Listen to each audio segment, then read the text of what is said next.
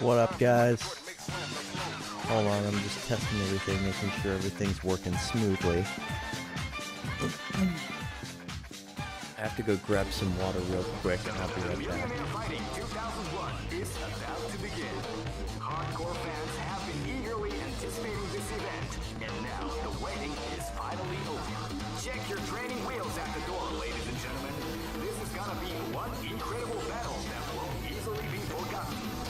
The time has come when the new history is going to unfold. You can feel the intensity in the air as the hopes, dreams, and hearts of these warriors are about to be put to the ultimate test of skill. What they are after is the title of the world's strongest.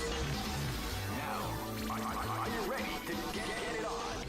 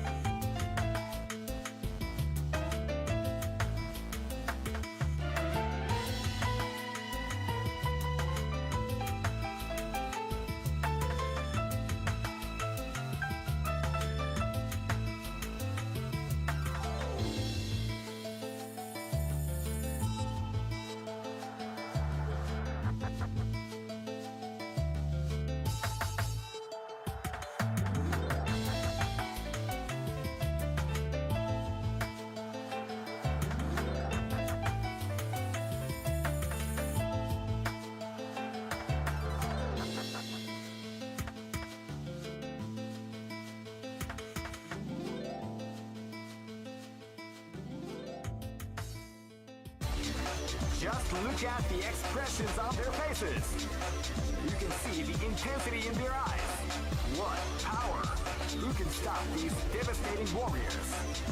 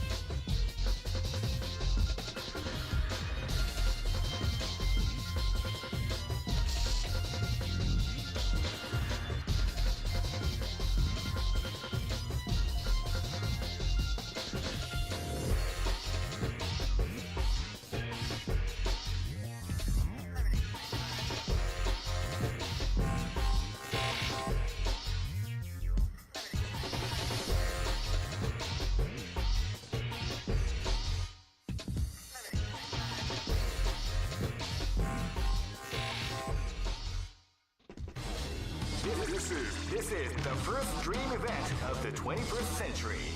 If you choose the wrong groove, you may just lose. The winner of this tournament is the strongest team in the world. These fighters are as good as they come. Any team could win the tournament. Only a team with ability, guts, and strength can win the title. Are you ready to get it on? This is the first dream event. Whoa, yeah.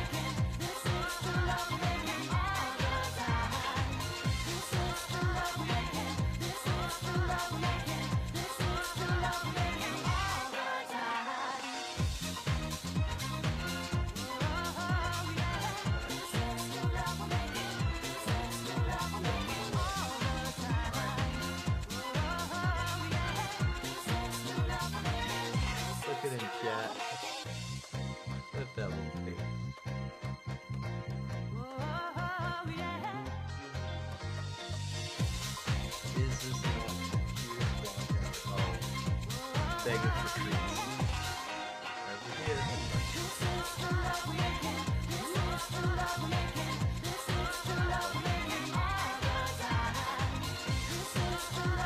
Oh boy.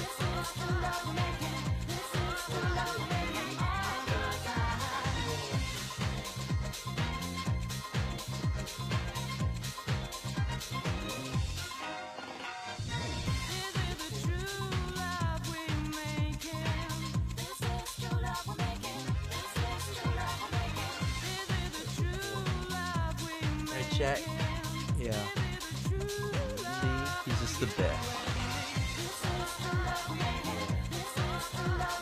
Best, right, Benny? You want to sit right here?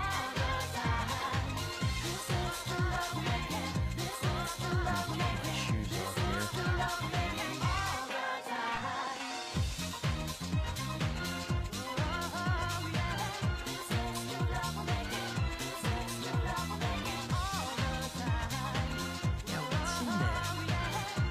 Yeah, that's my waste basket. You want to sit next to my feet?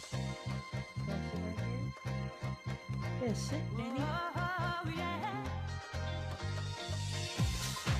Want me to bring your bed over? Yeah. It's a good spot.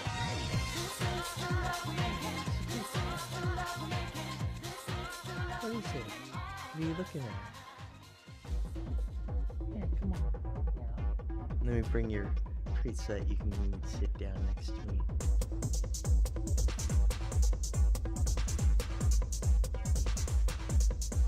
Just right over here.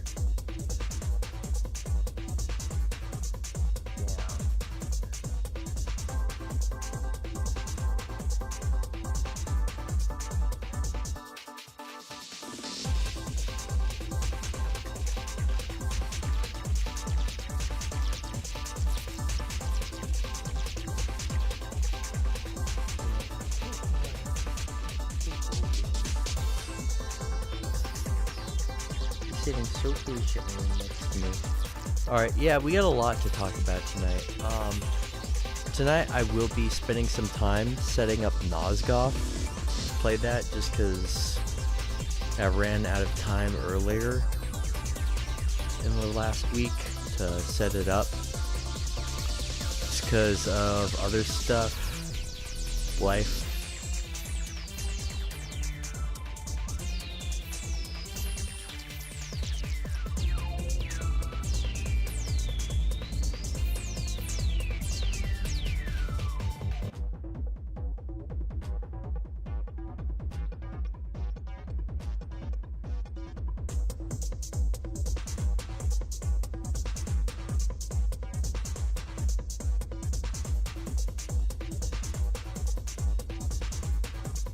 Yeah. Alright, so we gotta get into some stuff tonight with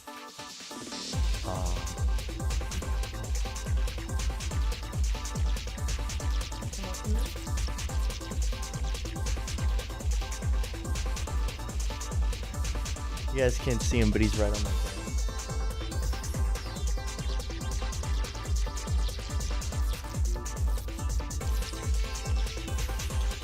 Alright, we gotta get into discussions. So, I gotta send a message to let folks know that I'm live right now. Fortunately, sadly, I said 8 o'clock, but had some other stuff to take care of.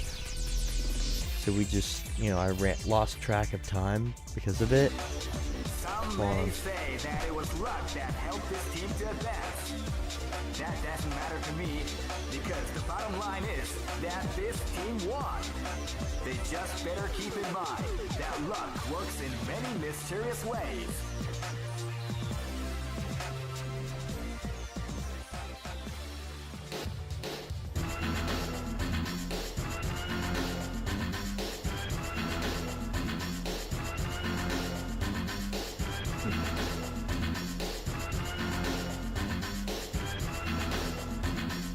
On a moment.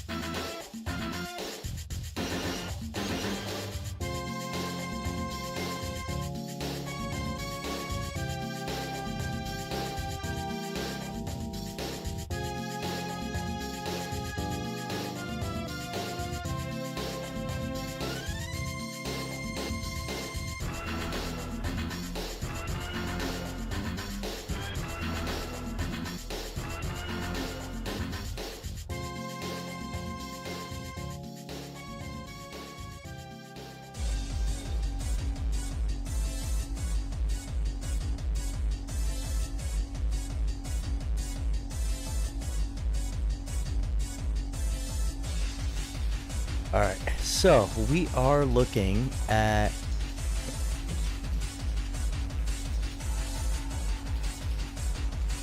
we're looking at VF6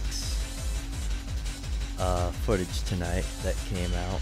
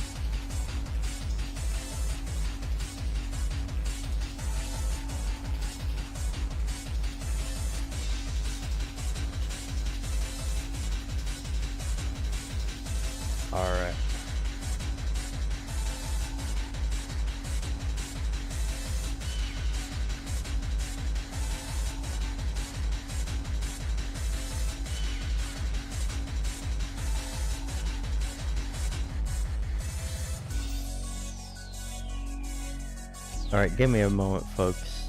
I'm just checking on stuff right now.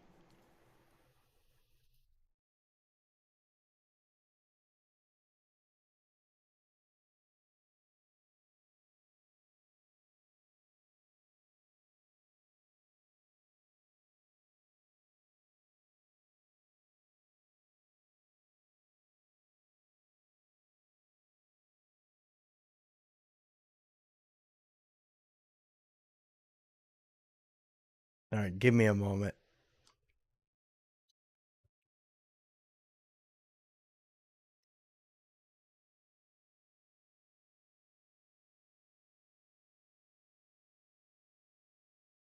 Yeah, give me a moment.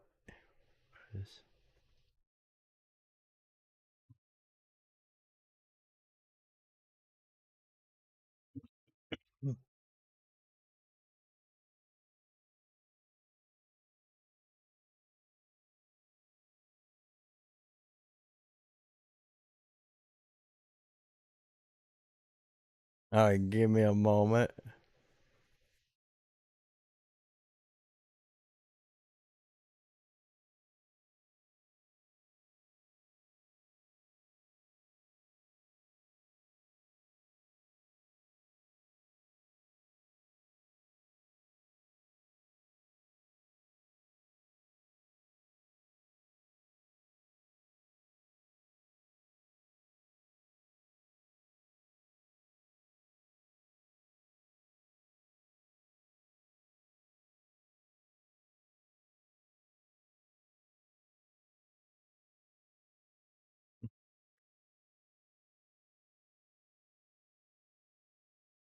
Alright.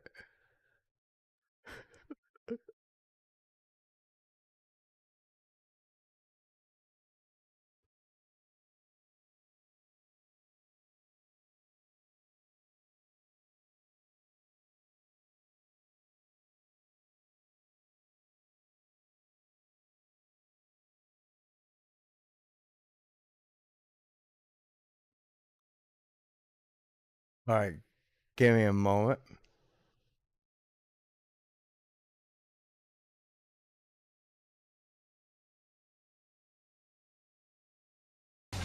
Alright, so we gotta...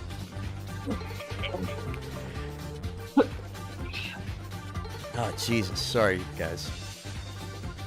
We gotta look at the...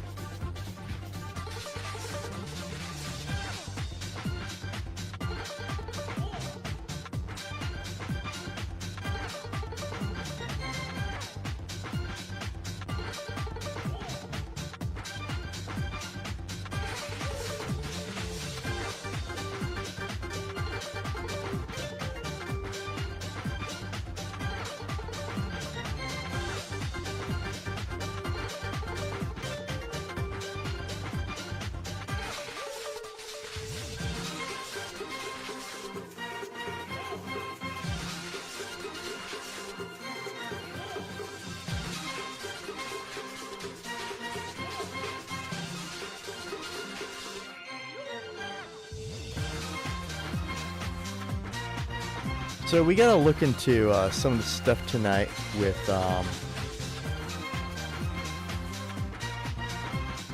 we gotta look into some of the stuff regarding VF6 tonight. Just checking everything. Also tonight, oh geez, sorry guys, I'm a little bit tired. Tonight it's Combo Breaker, Eve of Combo Breaker. Combo Breaker's tomorrow.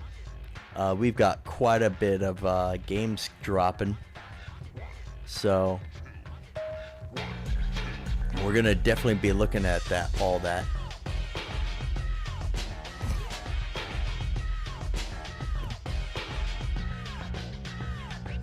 Yeah.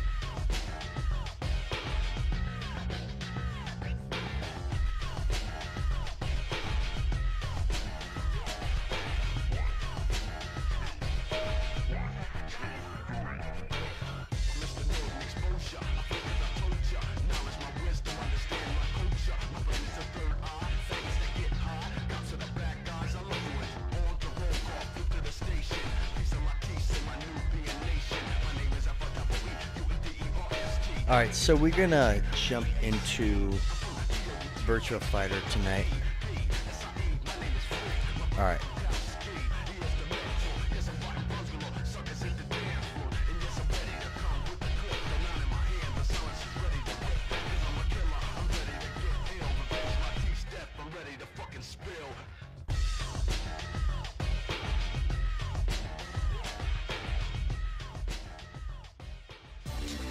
Hey, who allowed them to join this tournament?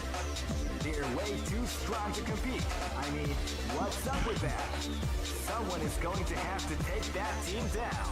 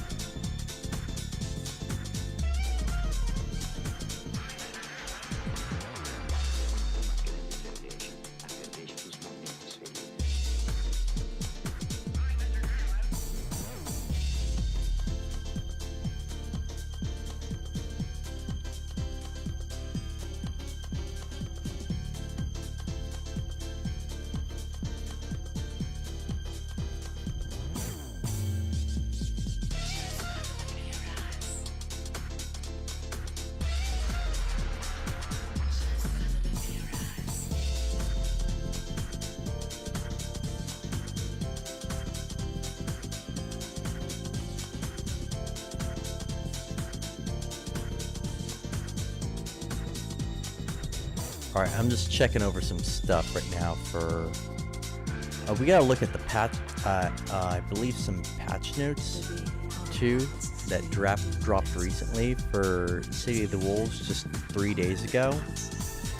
So, we're gonna look at that as well, too. Alright. So let's see what has dropped recently with them. Oh, Nosgoth just finished downloading. So Krauser, resolved opponent would lose control of their character if you guard crush them and then perform certain actions. Alright, that's some pretty good stuff.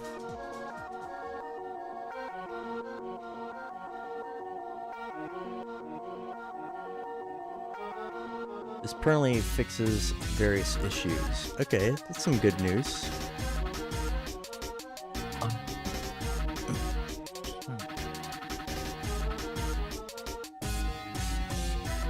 So we need to look at the...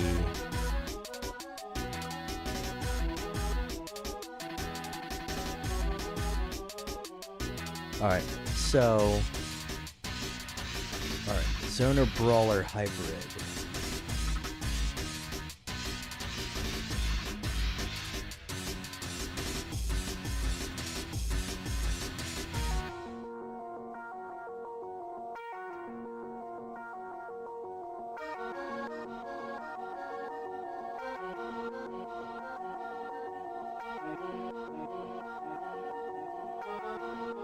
Alright.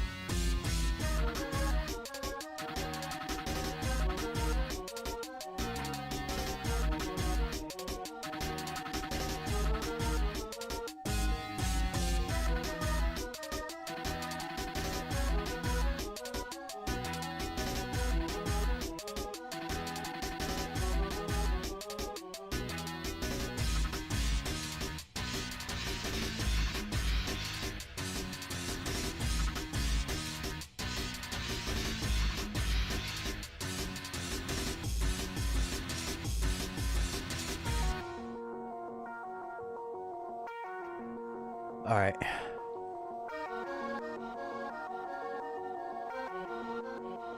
The Millionaire Fighting 2001. What an incredible cast of warriors has gathered here. However, only one team shall be crowned the champion of the Millionaire Fighting 2001. But the road to victory is not an easy one. The champion team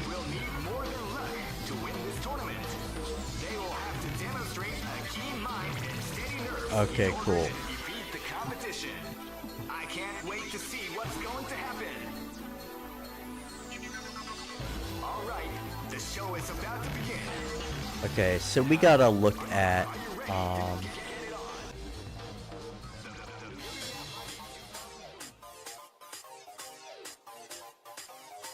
yeah, let me make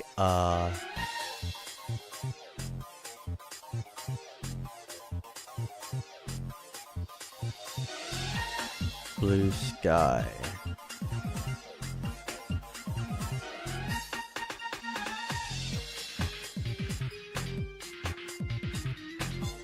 Yeah, this is stuff on the new Ghost in the Shell.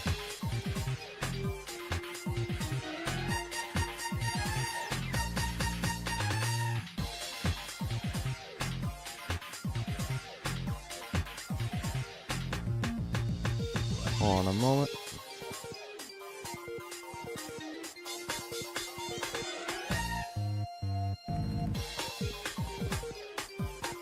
So we gotta get into the Virtua Fighter 6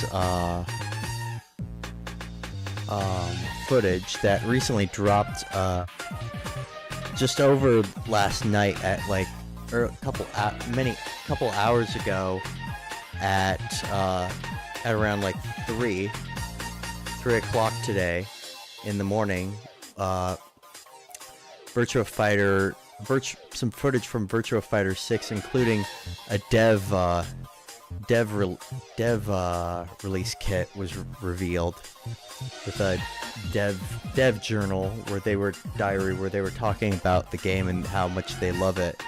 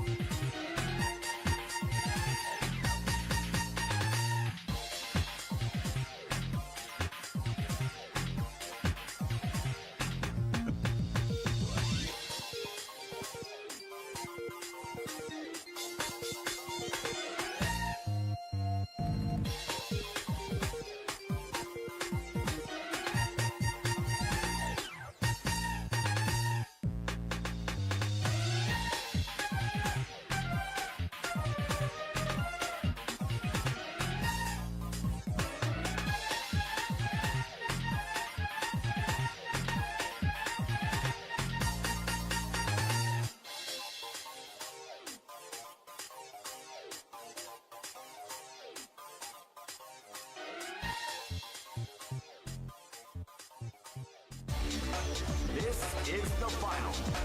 This is where the men are separated from the boys, and the strongest of all will be decided.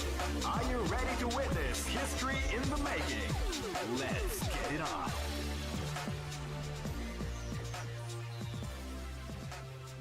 This is gonna be a match to remember.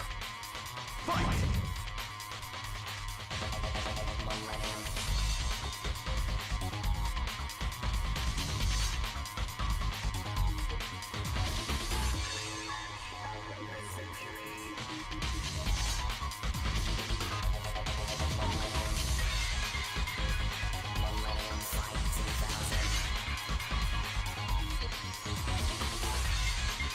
Alright, give me a moment.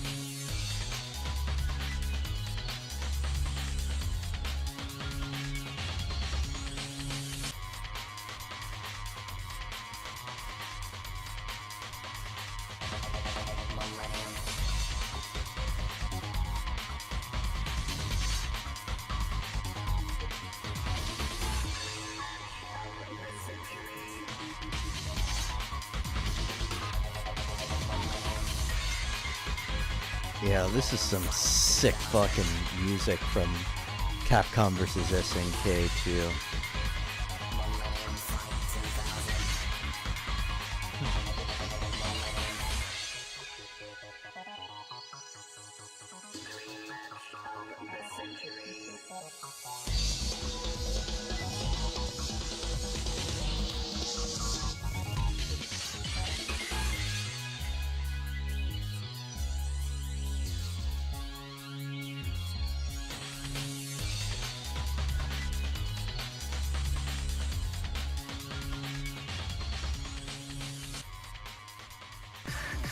Wait a second. A new opponent has interrupted the tournament. Live and let die. Fight!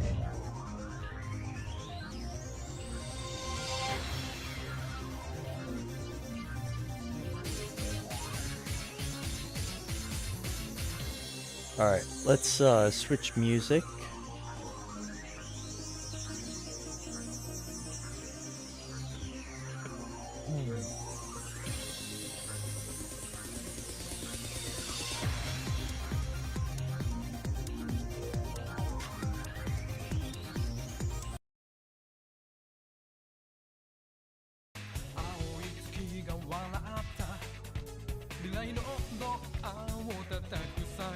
There we go.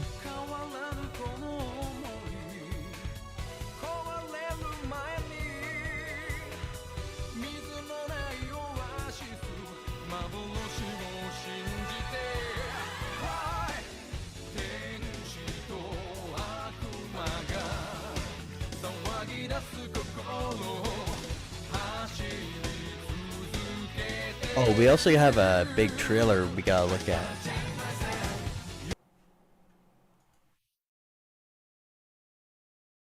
Hold on a second.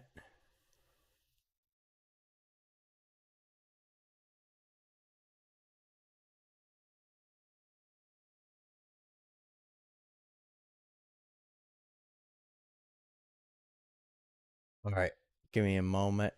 Yeah, this is just the install for Nosgoth. So the official launch trailer dropped. I didn't give it. From Bond is IO. immature and reckless. Headstrong. Thrill-seeking. Issues with authority. Needs our new star air crewman Bond. Do you mind telling me why I'm here? I want to make you a spy. Seems you're smart, Yeah. my dear. Da-na-na. 009 is a master manipulator. To catch him, we're going to need eyes everywhere. I'm so ready for this game. When you're ready, Bond. I have to pre-order. What about the girl? A means to an end. That's Oh. an interesting pickup line. Whatever his endgame is, we won't see it coming. First Light next Wednesday. God, that whole skin, that whole like collection looks sick.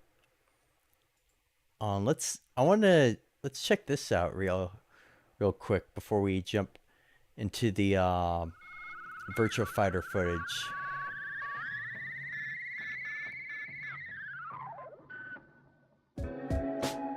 James Bond games have been a part of my playing habits for as long as I've held a controller. From a borrowed copy of GoldenEye to renting Bloodstone on release, this virtual super spy was as critical to me as a little green guy with a sword or a hooded assassin. However, when looking back at the nearly 30 years of Bond games since GoldenEye slapped its way onto the N64, a trend arises. While many of the games are great, so often they come off the back of projects that are lost, caught in the web of countless stakeholders, and forced to change or be outright canceled.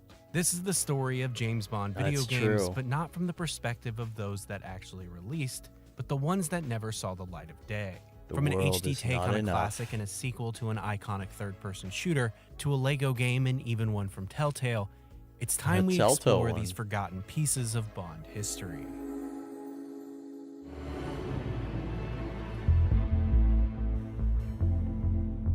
Oh, this is 30 minutes, so we won't be able to go through the whole thing. Let's go to the more that Bond games didn't necessarily start with GoldenEye and Pierce Brosnan, and would continue, particularly in the UK home computer market, for over a decade before the N64. It's an interesting, often unexplored era that I personally find fascinating.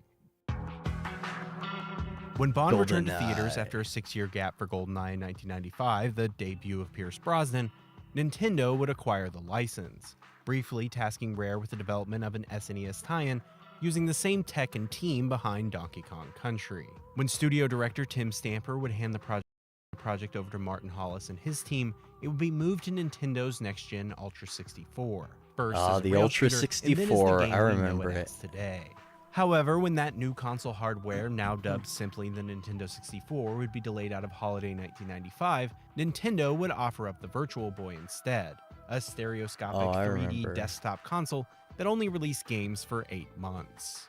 Similar to the Atari 2600 era, a take on GoldenEye was mentioned in a brochure advertising the console, featuring a Waterworld, single image of the GoldenEye. DB5, which made its reappearance in this film.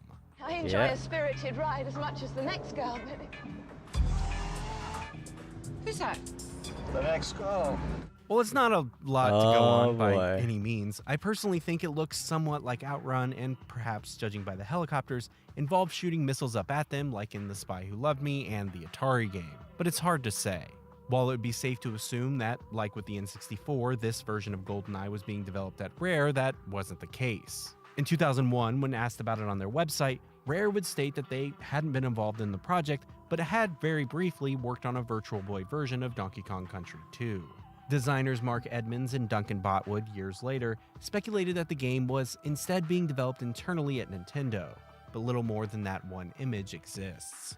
Rare would release their GoldenEye game about 2 years later in 1997. One of Bond's bigger gaming mysteries exists on the earliest released VHS of Tomorrow Never Dies. Hello there.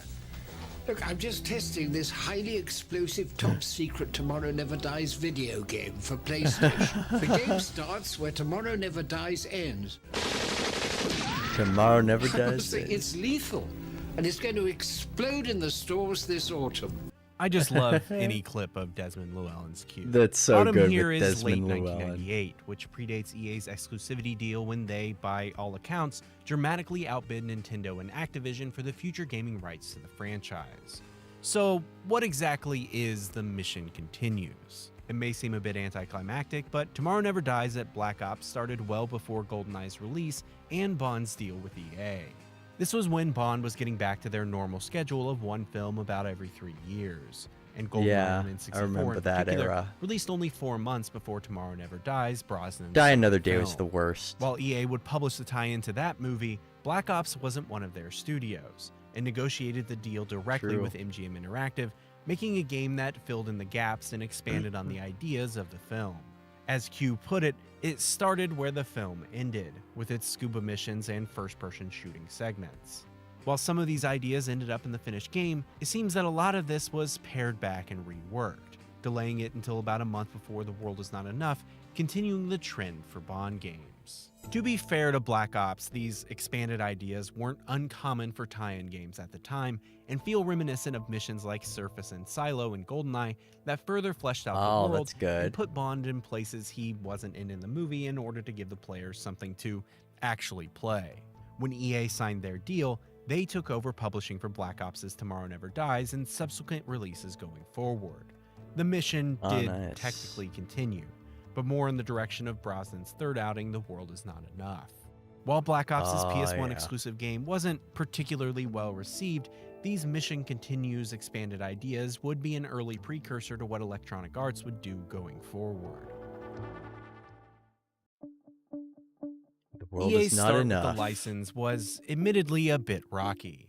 007 Racing and Tomorrow Never Dies failed to reach the highs of GoldenEye, and despite rumors of a sequel to the former, the team moved to get a head start on the next generation with a big PS2 tie-in to The World Is Not Enough. For clarity and Oh, I context, remember. this project was different than Eurocom's The World Is Not Enough game that released in December 2000, about a year after the film, on PS1 and N64. Instead, an internal team at EA, which would sort of become Visceral Games years later, licensed the Quake 3 engine, reworking the gameplay and AI to, as the developers put it, find a sense of subtlety in gameplay. Reactivity was intended to be at its core, allowing players to move through levels in creative ways to emulate that feeling of being Bond rather than just walking in his footsteps. Judging by a wide range of previews throughout 2000, including a cover story for Next Gen magazine, they seem to be pulling it off, with huge renditions of good. the ICBM base, the ski scene, and the casino all seen in action in a leaked trailer. A couple things happened that doomed The World Is Not Enough on PS2. For one, the project was constantly being delayed further and further outside of the release window of the film, well into 2002. Development was clearly not going well, likely coming from challenges with the engine and next-gen hardware, and with that 3-year release schedule of films, they were now closer to the next release than their namesake once again. Another question mark was Brosnan himself. His 3-film contract was being renegotiated into a 4th, and use of his likeness was up in the air. Maybe there'd even be a new actor for the 20th Bond film. Allegedly, EA considered tapping Roger Moore for the project a few years before they'd do something similar with Sean Connery, but it was clear they needed some form of workaround. In April 2001, EA would officially announce that The World Is Not Enough on PS2 was now an original story, with a new take on Bond voiced by Andrew Bicknell. While Agent Under Fire isn't as highly regarded as either what came before it Nintendo or what came after it EA, this was a true turning point for the license. Bond in games now felt a little more like Star Wars after this, less intended as cheap tie-ins and more able to tell stories that fit the medium first and foremost, and given the creative freedom to go beyond what was being done in the films. That's really awesome. Sure, awesome. its clone plotline is sillier and more out there than, say, Roger Moore in Space or Invisible Cars, but the ends really justify the means on this one, allowing the series to give us games like Everything or Nothing in Nightfire at EA, Bloodstone at Activision, and even First Light years later. These original stories have always been my preferred type of Bond game. Seeing it start almost out of necessity is fascinating. While it's not a canceled project per se, during the development of Eurocom's Nightfire, then under the working title of Phoenix Rising, Bicknell's Agent Under Fire Bond was intended to reappear, despite the finished game featuring Brosnan's likeness and the voice of Maxwell Caulfield. With the reappearance of Zoe Nightshade as well, Nightfire somewhat acts as a sequel to Agent Under Fire and that world. It's not hard to picture this interpretation being the video game Bond, again like with what we're seeing with First Light. Previews from the time in official Xbox magazine featured this version on the cover. However, more interestingly, the GBA version of Nightfire features the Agent Under Fire Bond, but only sometimes, implying that developer JV Games received the pre-rendered screen grabs from versions of the cutscenes before the Switch. It's an interesting relic. Interesting. Around Brosnan's last Bond, Die Another Day, EA seemed to finally get their handle on the franchise, again moving away from the simple tie-in and honing in on what made Bond great. In only a few years, they put together 3 original stories that are easily some of the best Bond games. The aforementioned Agent Under Fire and Nightfire, and a third-person game, Everything or Nothing. During development, however, Everything or Nothing was delayed well after Die Another Day into 2004, unintentionally becoming the last performances of both Brosnan as Bond and John Cleese as R/Q. Now, 007, do try to return this equipment in pristine condition. I'll do my John best. Cleese's That's Q what I is was great. afraid of. When it was announced that Brosnan was departing the role in February 2005, preliminary work on a sequel to Everything or Nothing had started under the working title of Bond 6, with a short pre-rendered trailer appearing years later. Sources from around the time speculated that despite Brosnan technically already being signed on for the project, the likelihood of a new actor being announced for the role in the coming year would cause some unnecessary marketing headaches, and EA would once again turn to a creative solution they considered for Agent Under Fire. The internal team that was, again, kind of sort of Visceral Games, pivoted their work to adapting From Russia With Love into game form, having Sean Connery return to the role, while another team looked towards the new era. The development of Electronic Arts' Casino Royale game is admittedly a bit short-lived, but comes at a unique time in both Bond games and the franchise as a whole. While work finished up on From Russia With Love, Daniel Craig was announced as Brosnan's successor, with the films moving to adapt the first Bond novel, Casino Royale. With new hardware on the horizon and a new era beginning, EA saw an opportunity to avoid their previous mistakes. The team began working closely with pre-production, location scouts, and costume designers to begin modeling and environment work before the film had even entered full production towards the end of 2005.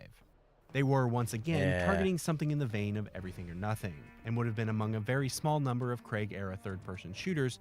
However, despite getting an estimated 15% of the game finished, the development was already troubled.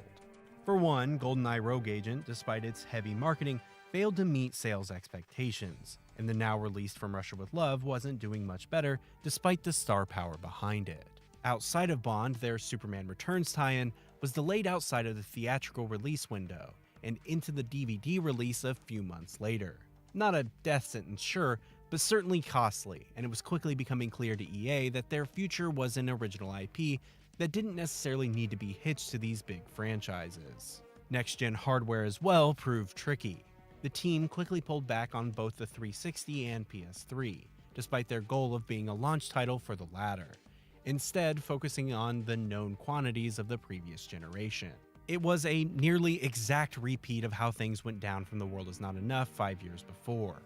With no tie-in game once again, EA and MGM would part ways, 4 years before their licensing deal was supposed to end.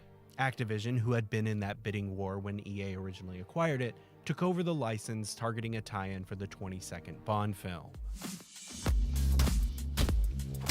Call of Duty developer Treyarch would be tapped for Activision's first game, and they'd use their engine to create a Quantum of Solace tie-in that was almost entirely an adaptation of Casino Royale. This comes in part from the team having less access to the ongoing Quantum production than EA had for the previous film, and starting development before the film had actually started shooting.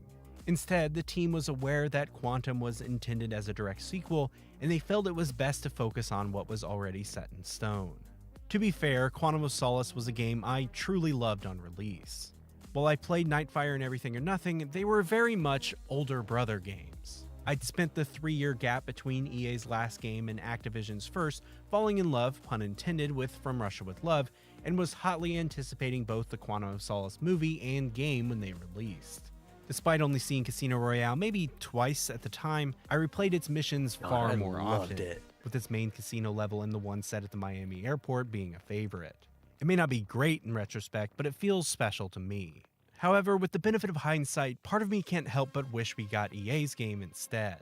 A tie-in to what's now my favorite Bond film with that EA team and what feels like their prime seems like a surefire hit.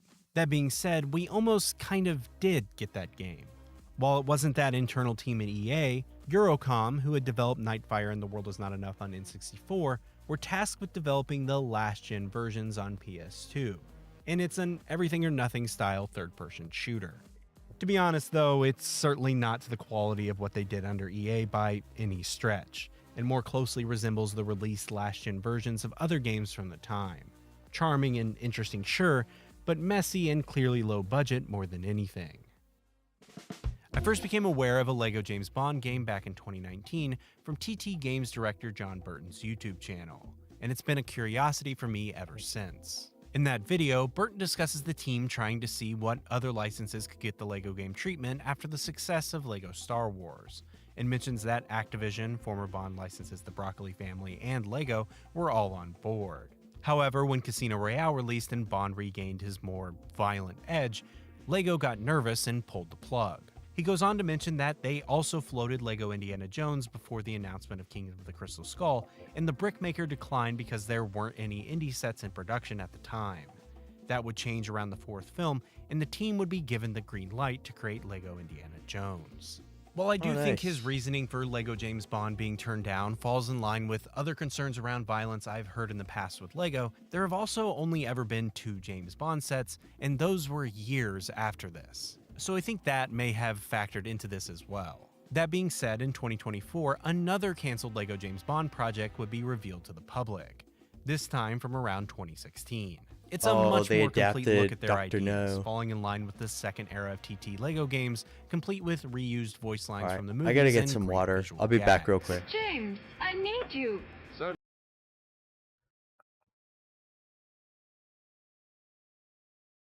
Oh, never mind. I have it.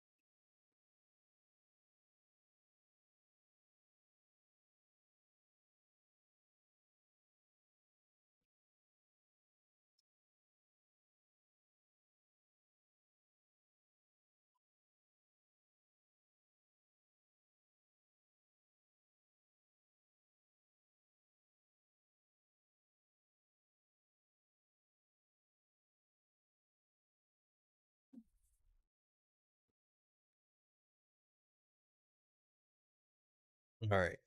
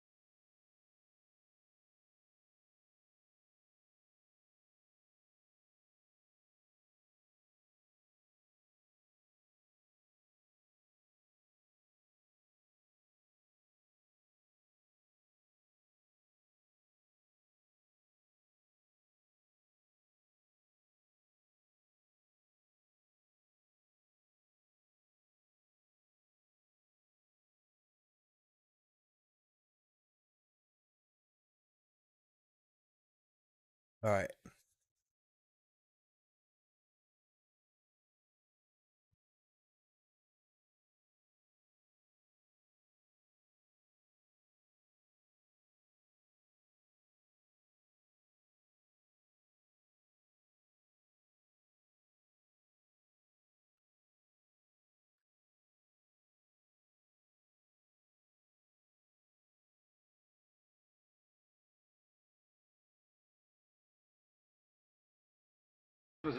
A similar, albeit less finished Yeah, version so of they this trailer leaked recycled around the same stuff time, from the other but both shine a films. light on how TT was going to approach Bond. For context, much of what we know comes from YouTuber Lego Game Museum, who moderates the Lego Game subreddit, and provided some context there about what they'd heard on the project. I want to state that they seem to have a decent enough track record, but as always, consider the source. It seems that this trailer was found somewhere inside the LEGO Dimensions data, the Toys for Life game that featured a wider range of more adult franchises and less ones that immediately come to mind with LEGO. Despite this, it seems TT Games was aware that Dimensions was in its final days, and the team moved to pitch Bond as a potential project after the fact, putting together this trailer internally before presenting it to the LEGO group. This was almost 10 years after they'd tried this before. LEGO Games had covered numerous franchises with their formula, and this again doesn't feel too far off from the likes of Indiana Jones. LEGO, however, once again turned down the project, with LEGO Game Museum citing the violence in names like Pussy Galore and Plenty O'Toole. Hi, I'm Plenty. But of course you are. Plenty O'Toole. Named after your father, perhaps? It's a shame, and of course it's a project I'd love to see, but it does seem pretty far from the usual LEGO fare.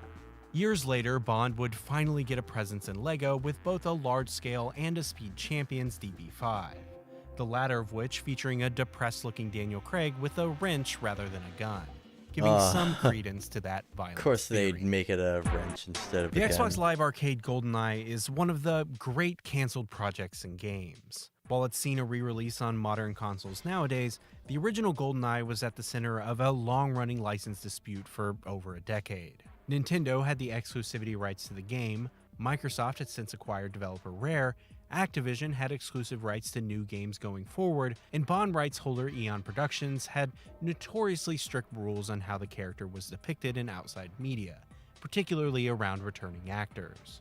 In 2006, Nintendo of America president Reggie Fils-Aimé discussed a port coming to the Virtual Console, and that they were exploring their options.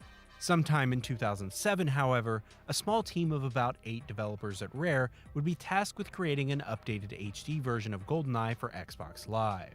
Former Nintendo producer Ken Lobb, who'd now moved on to Microsoft, had gotten word that Nintendo was ready to play ball. The team set out to make a very faithful and straightforward remake of the original, doing nothing in the way of updating music or AI, and instead refining the textures and adding online multiplayer support.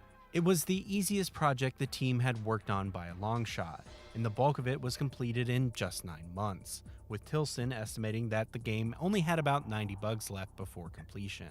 In 2021, a build from around this time leaked to the public, and it is far and away the most complete canceled project I've ever seen. So often, all we see are tech demos or broken builds that have to be fiddled with, but when I covered the project a while back in a GoldenEye Successors video, I found it to be very playable. That's probably helped by it clearly just being the original game with a fresh coat of paint, but I do mean that as a compliment. Some actors seem to have been changed, and I'd guess more were probably to come, and the developer cameos have been swapped out for the current team rather than those who had since departed the studio, but it's just GoldenEye. Plain and simple. The thing is, however, Rare didn't quite have the green light, and someone at Nintendo got word of the plan and pulled the plug. Their exact reasoning is a little unclear. Tilson and Edmonds are under the impression that the actual decision makers at Nintendo weren't happy with the idea of it being at Microsoft. It's understandable. Xbox Live Arcade was an early digital online marketplace, and the Wii's Virtual Console was a direct competitor. An anonymous source speaking to Patrick Klepek at OneUp said this all came down to money. Does Rare buy it outright? Does Nintendo get a percentage of the sales? And so on until negotiations broke down. Perfect Dark, the spiritual successor to GoldenEye, would get an HD re-release on the platform in 2010, and it is just very clearly the same treatment as the GoldenEye XBLA project, despite being done by an external studio. Activision, negotiating a deal with Nintendo, would task Eurocom with creating a ground-up readaptation of the game first exclusive on Wii, and then released as GoldenEye Reloaded on Xbox and PS3. This more feels like a tie-in to a version of GoldenEye that came out in 2010. Complete with adding Daniel Craig, skipping the time jump from the movie, and modernizing it for a more current era. It's not quite an original story like Nightfire, but it's pretty damn close.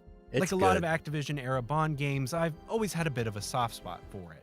It's on a fairly short list of Wii first-person shooters, and it shakes at least some of the Call of Duty feeling that Treyarch's Quantum had, making it feel somewhat unique. It's good. Activision's last original Bond game, the canceled Risiko, has been one of those lost games I've wanted to cover since I started this channel. The idea of Ravensoft... It's enough Bond stuff. We got to get into what we are here to talk about tonight, which is Virtua Fighter.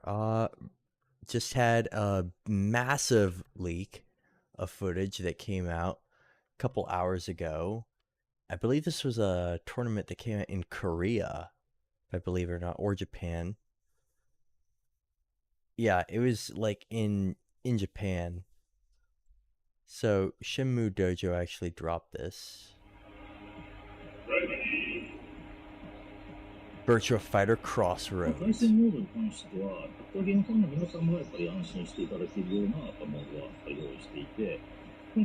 Yeah, this is at a Japanese tournament. This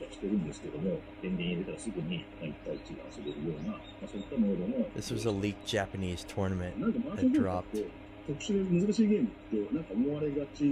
Oh my god. Stella. Yeah, this is... They showed one of the new characters.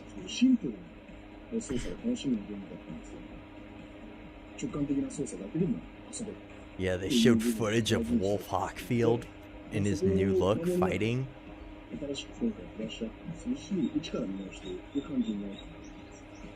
Could barely make out half of this footage. Oh, but the new character, he's got like hair like Jamie.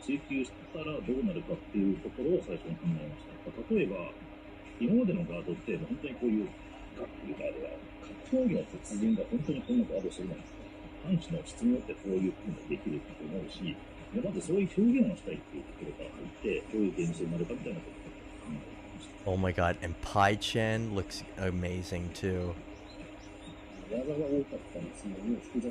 From the footage that was shown.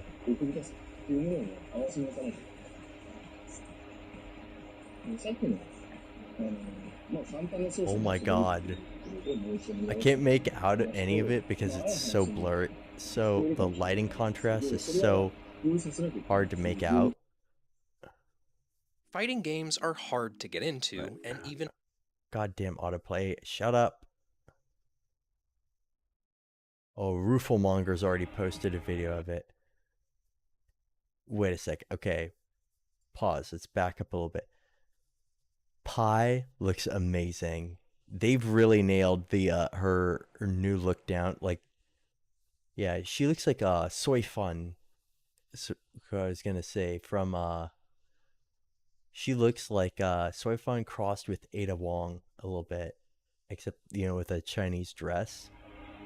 Yeah, she actually she looks like Chun-Li in Street Fighter 6. The new guy, I don't know, he looks like Jamie, but he's got like a boxer. He's got like a flaming one-leg pants like Jin Kazama from Tekken. It looks sick as fuck. It looks amazing.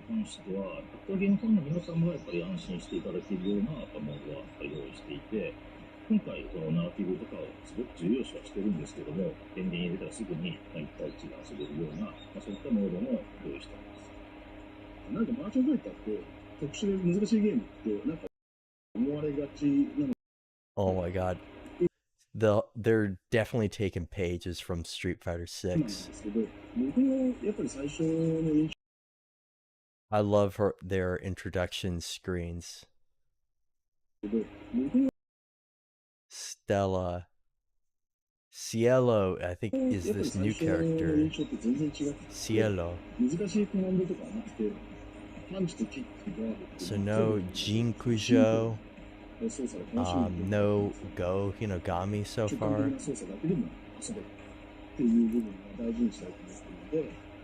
Cielo is one of the other new characters they have.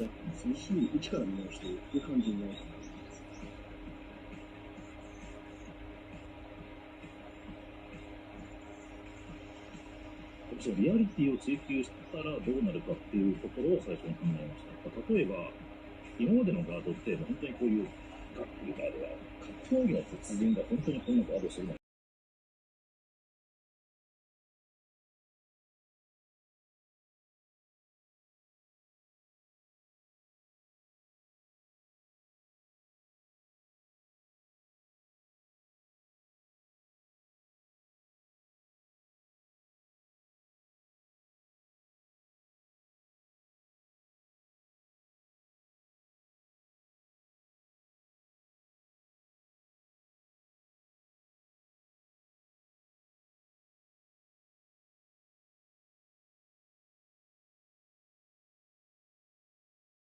だけでも遊べるっていう部分が大事にしたいと思っているので、そこを守りながら新しく今回ブラッシュアップもするし、一から見直していく感じになると思います。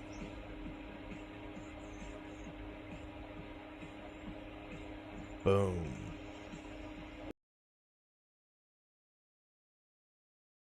So yeah, we got that. Like, already the combat looks amazing from what we're seeing.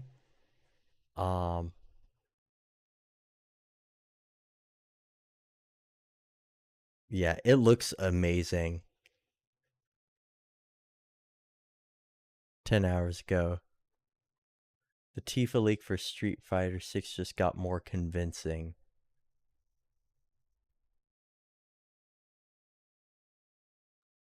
Virtua Fighter Crossroads.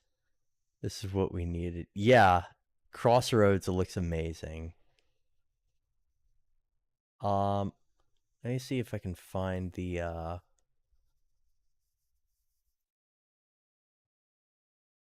give me a moment.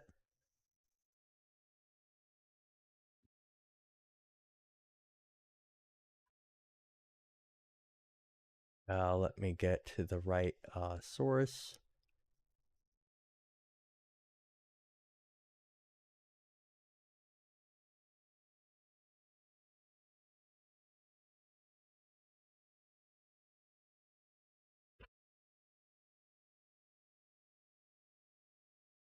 On a moment.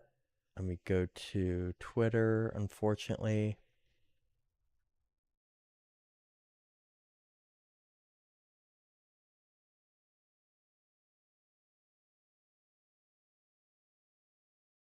Oh yeah, we also have to talk about Zach Krieger at some point, but yeah, Virtua Fighter.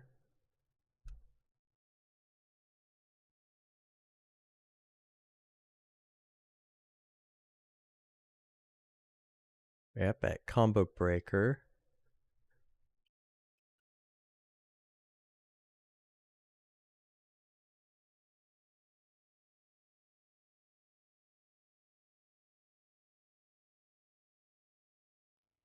Yeah, the footage looks amazing.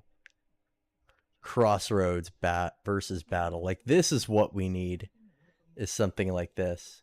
Like, the combat looks so fluid, and like the impact blows look so good. Like what we're seeing right now with the impact strikes.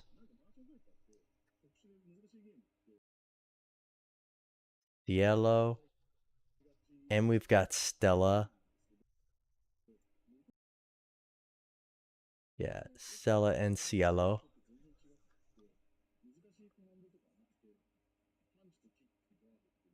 So we've got like overhead strikes. Yeah, we've got like parries. We've got like cool reversal parries right here where like he goes in where this new character Cielo goes in for a strike, and then yeah, Wolf gets this whole thing where he throws you around. Oh my god, and impacts where you like throw your opponent. It looks so sick. And of course the impact blows for yeah, that whole system within VF6. Let me check out what it was again that they mentioned at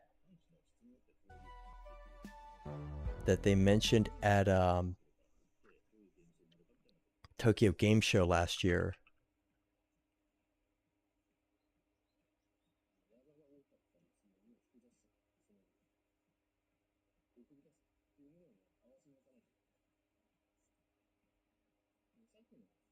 Yeah, on September 25th, here's what they said about the battle system. It's that the stunner or stun combo parts of the battle system. Yeah, flow guard. So we got the flow guard as well as the break and rush battle system.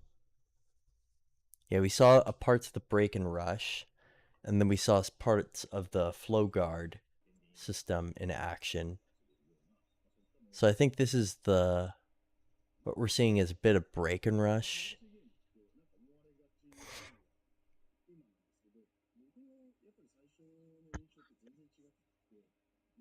Head, the body, and the legs.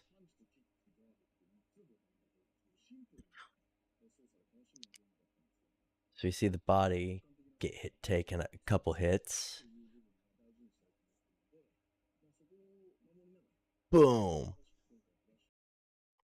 And we've got the uprising as momentum shifting, offering a new gameplay concept that stands apart from the standard rules. So we saw the uprising system in place where we saw different dodges and like different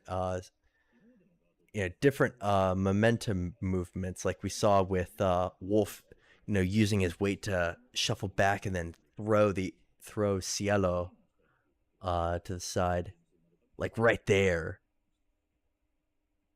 like with Pi, and then a bit of break and rush right there.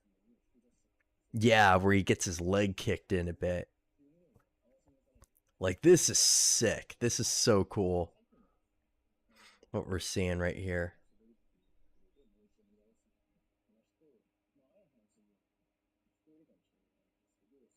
Excellent. Yeah, this is so good, what we're seeing.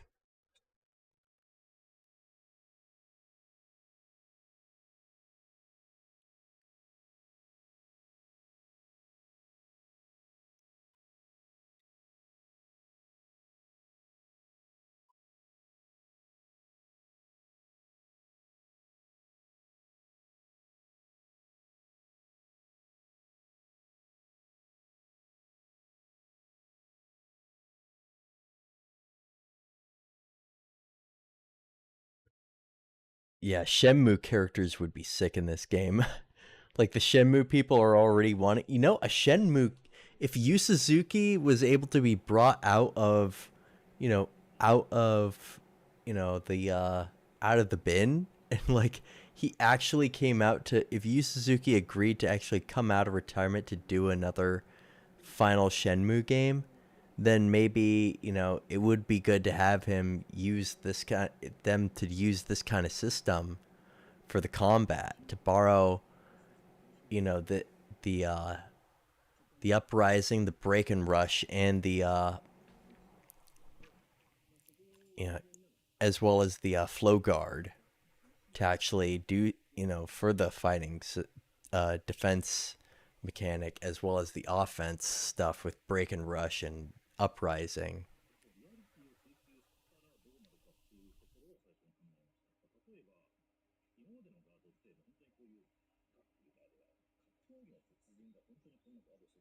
But yeah, we also had but yeah, it's really cool because yeah, it helps like to evolve the system dynamics for Virtua Fighter, and really improves upon it in the ways that we've seen like throughout the years. That we've seen with Virtua Fighter, evolving its game, its combat, throughout each game.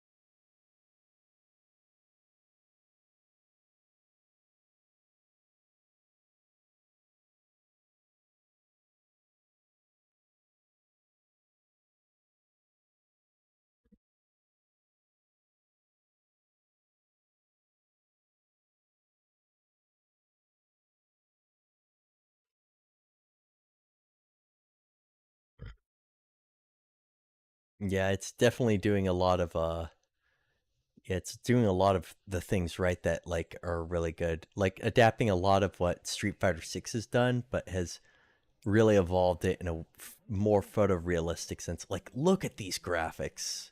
Even though we can't see it all that well because of the brightness is so high, um the brightness is affecting our ability to see a lot of this. Um yeah, no, the characters look amazing.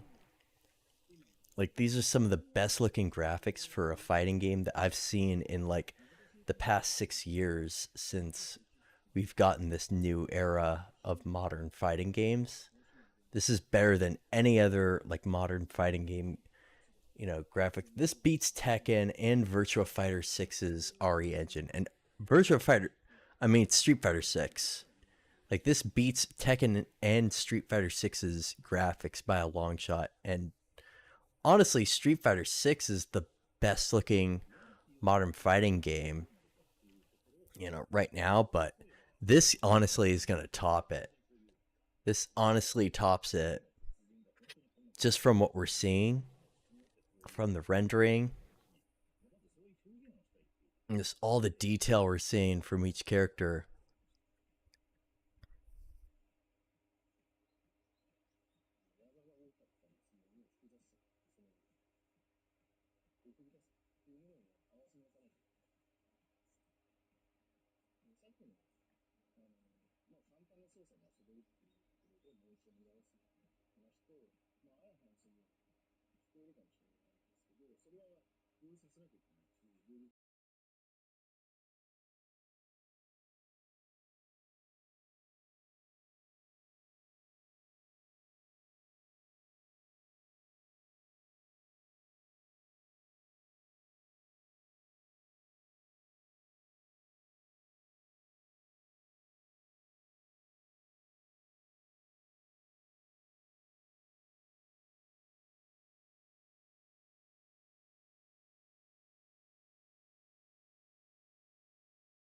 All right. So yeah, that was all of Virtua Fighter 6's footage.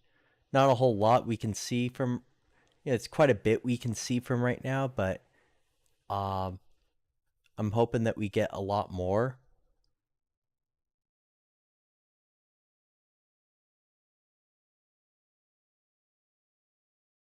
Yeah, we're gonna see some actual cool shit.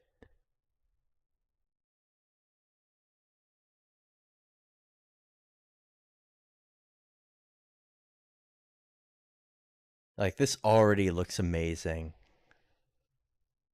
Like just from the whole the whole break blow system, the break and rush. You know, it looks a lot like what I showed you guys last week with Garouden, break blow fist or twist. Like, but this looks like even more improved upon that from what we're seeing. Like, it just looks so fucking good. And oh my god, I love how they've done Pi in this. Like, Pi Chen looks amazing too.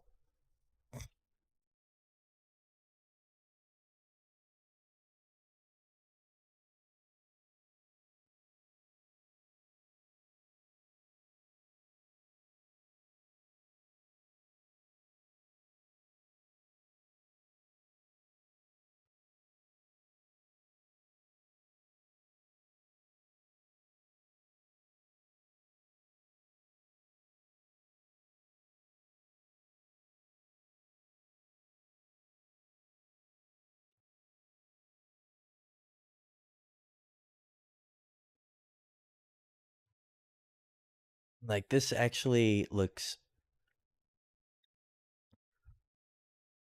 like what I love about this the new footage here is like they're actually showcasing real martial arts in this with the actual movements and everything. Like the actual striking palms and everything we're seeing in all the wrestler moves and the high kneels are actually real like martial arts in this.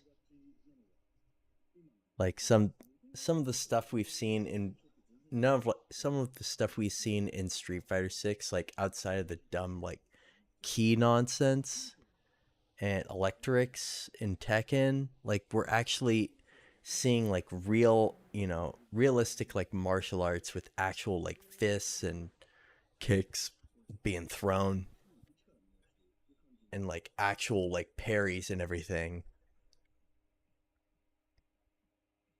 That's what's always been Virtua Fighter's whole appeal is its actual realism to martial arts through its 3D fighting mechanics.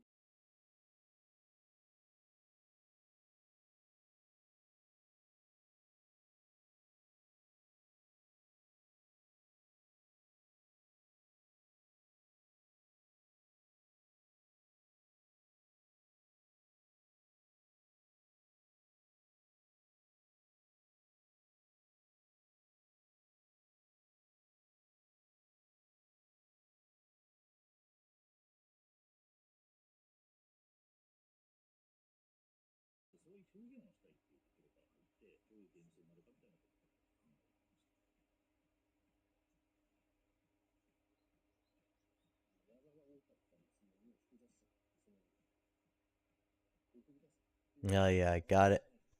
But yeah, no, I love this. This is like the best news I've seen all day.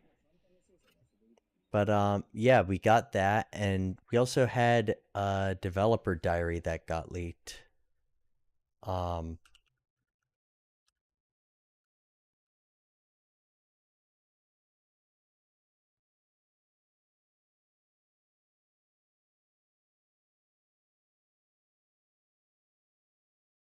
Yeah, the developer diary appeared online here. A video of what seems to be a behind-the-scenes developer diary of the Virtua Fighter game called Virtua Fighter Crossroads was posted on Beebly's user account today. Yeah, we saw that. Okay. So here's what was revealed. Was last discussed at Tokyo Game Show in September 2025, but publisher Sega has yet to announce an official title or share further details. So here's the leaked audio that was revealed in Japanese. That was, within Japanese from that leaked footage. In terms of versus mode, we've prepared modes that fighting game fans can feel at ease with, an RGG studio developer explained in the video. This time, we're placing a huge emphasis on the narrative, but we've also made sure there's a mode where the moment you boot up the game, you can immediately jump into a one-on-one match. He continued, people tend to think of Virtua Fighter as a unique and complex game, but my first impression was completely different. There weren't any difficult commands. It was a game you could enjoy with simple controls using just 3 buttons, kick, punch, kick, guard. We want to preserve that ability to play through intuitive controls alone, so while keeping that intact, this time we're brushing everything up and re-examining the game from the ground up. We first started by thinking about what would happen if we pursued realism. For example, with the guard systems in previous games, we asked ourselves whether real martial arts masters would actually guard like that. Depending on the nature of the punch, they'd react differently. We want to express that kind of realism first, and from there we started thinking about what kind of gameplay it would create. Another developer added, there are a lot of moves and the game can be complex, so we need to create a new level of depth. That might sound contradictory to what was said earlier about being easy to pick up and play, but I think those ideas can coexist and that they must. So that's what was within the audio that we saw, within the video that we saw. But yeah, no, that's really good that they're taking a look at the system, because Virtua Fighter has kept the same similar system for the last 15 to the last 30 years of their gameplay, while only lightly changing it up, like between Virtua Fighter 4 and Virtua Fighter 5, especially through Virtua Fighter 1 and 2 and 3, they kept the same kind of similar guard and parry mechanics. Like Virtua Fighter 3 or 3TB is the only one within the series that seemed to have changed up just a little bit of its combat system but rarely did AM2 change that game up a little bit with the jumps, but for the most part it stayed the same. Virtua Fighter has stayed the same for the last 30 years of its run, of it being around. It has kept the same guard, parry, the same kind of guard, and forward throws and tech throwing over each game. So what I love is that they're looking at that system, they're keeping that system, but they're looking at adding, new ways that they can mix in actual realism from what real martial artists do within, an actual fight, and then using that for the base work for their game, and adding within all the different new parry mechanics or counter mechanics with the flow guard system for defense, as well as the new offense system, and then the break and rush that that hits an opponent within a certain a certain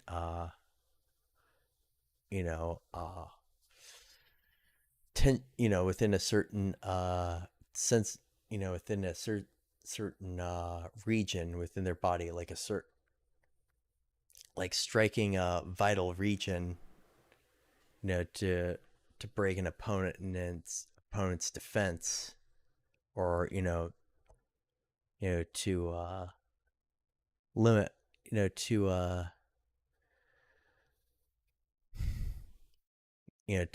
paralyze an opponent almost.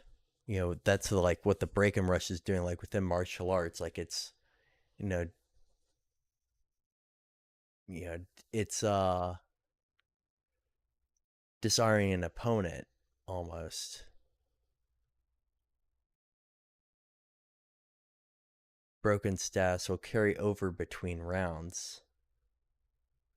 Yeah, it's so cool. Like, I'm so excited, and I'm hoping that more of this gets revealed either during Summer Game Fest, if not, which it seems like it'll probably be something that is revealed at TGS later this year, or at REVO next month. So we'll just have to see. We'll see. But it's looking really good. Who else is in the chat right now?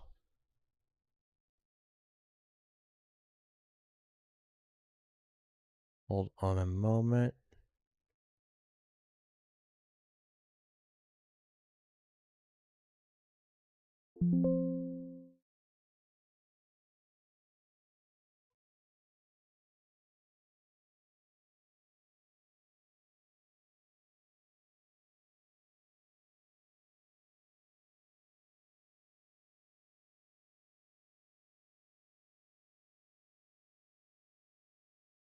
All right.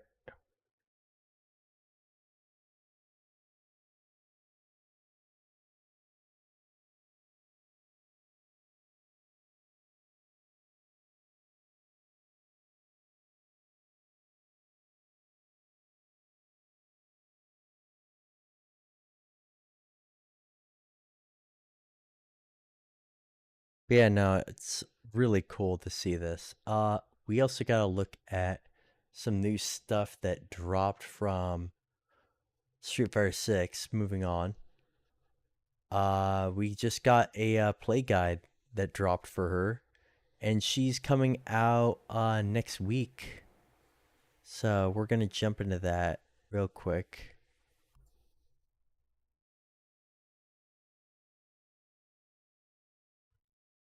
All right. Make sure everything's looking good.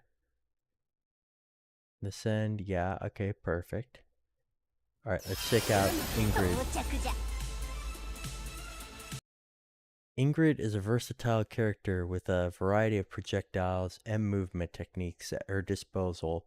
By expending Sun Crest, she can unleash the full power of the sun to subjugate her opponents.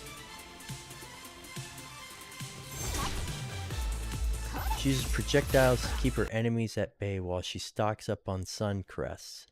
Once she's had her fill, she can expend them to deal more damage. The more stocks she uses, the greater the effect will be.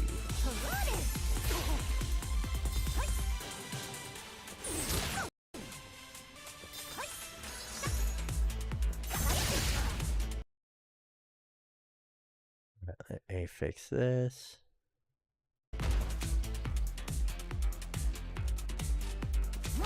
Despite excelling at ranged attacks, Ingrid also has some simple yet effective combos up her sleeve. With some stocked Sun Crests on hand, unleash her explosive might at any distance.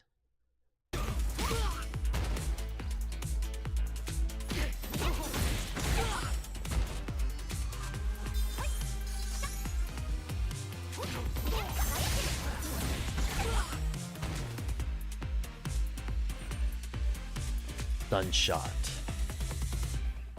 Shoot a ball of light in front of... Oh, wait. On. Shoot a ball of light in front of you that briefly stops before launching towards your opponent. Useful in combos and for checking opponents from a distance. Oh, you wish to know more about me? Let me indulge you. First up, we have the Sunshot. Can choose to fire this projectile from different points and change its trajectory.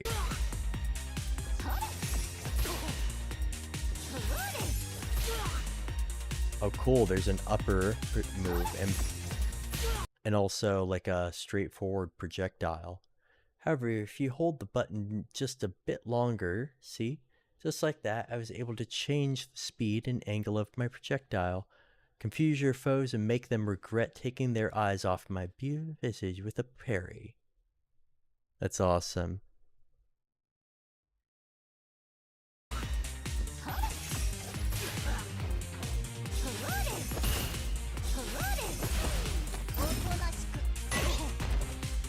Oh, I love that grab. Overdrive.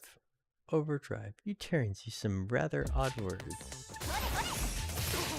They're just more powerful variations of ordinary moves. An overdrive sunshot, for example, hits more times and with even more force. Leave them no quarter. Yeah, so it's like a super version of sunshot.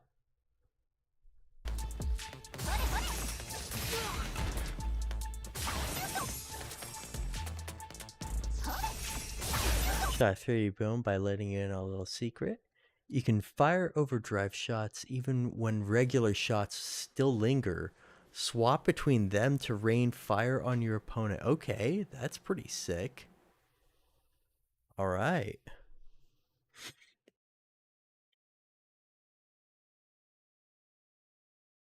Give me a moment.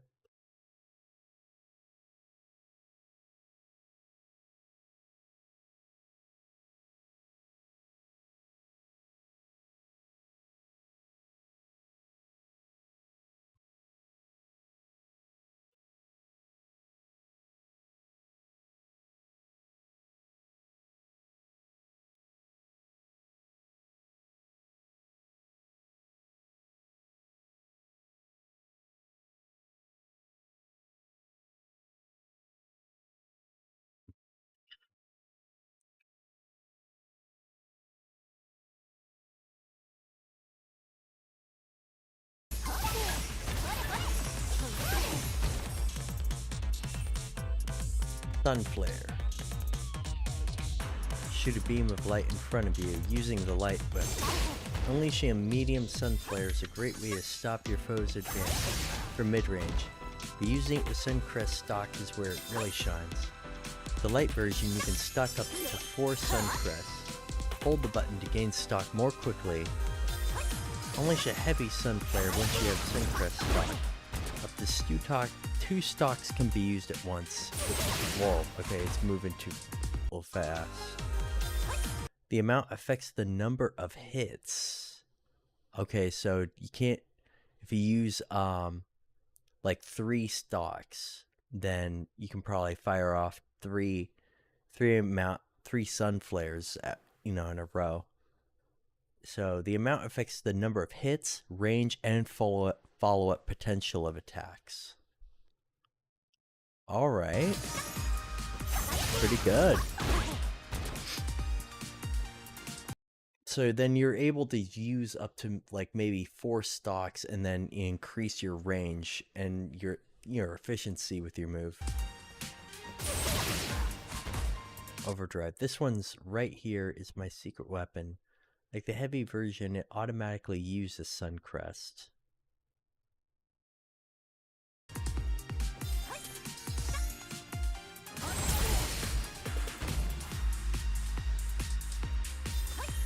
As long as you have 2 Suncrest stock, you'll see its full destructive force.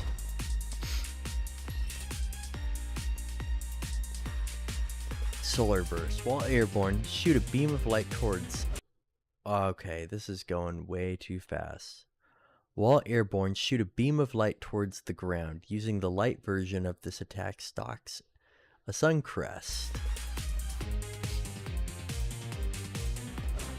Solar Burst is an effective way of driving away foes after a neutral jump. Like Sunflare, it utilizes Suncrest. Don't forget you can cancel it into it from Halo Flight. The Overdrive version uses Suncrest stocks to further increase the window for a follow-up attack. Think of the Overdrive version as essentially 1 stock rank above the normal version. If you can grasp this concept, the rest should come naturally, no?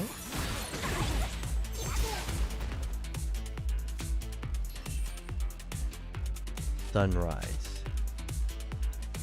Unleash a spinning attack, useful in combos. This is a versatile attack with many applications. A light kick, for example, is effective against airborne opponents. Okay. Pretty good.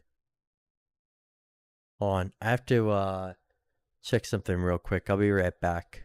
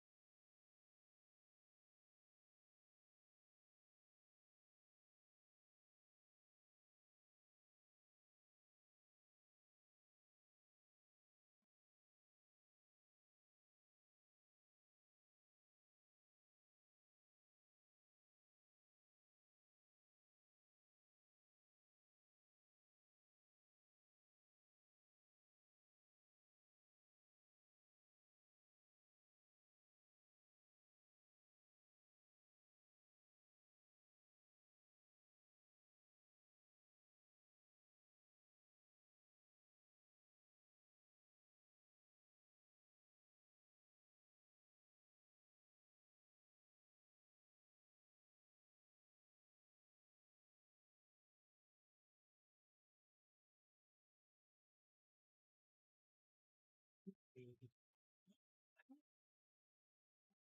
What happened, baby? What happened, baby? Baby,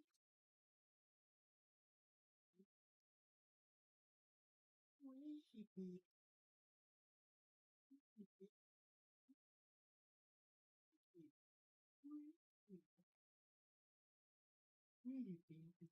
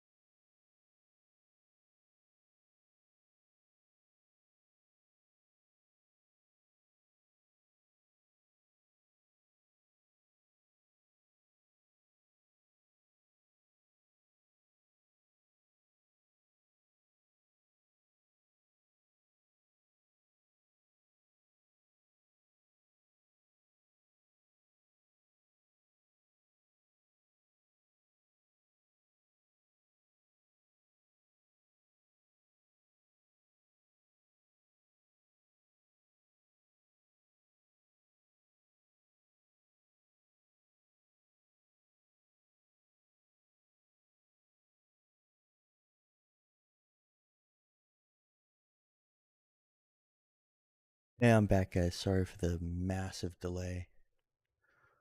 Alright, let's go back to what we were talking about. Alright, here we go. Alright, medium version of Sunrise.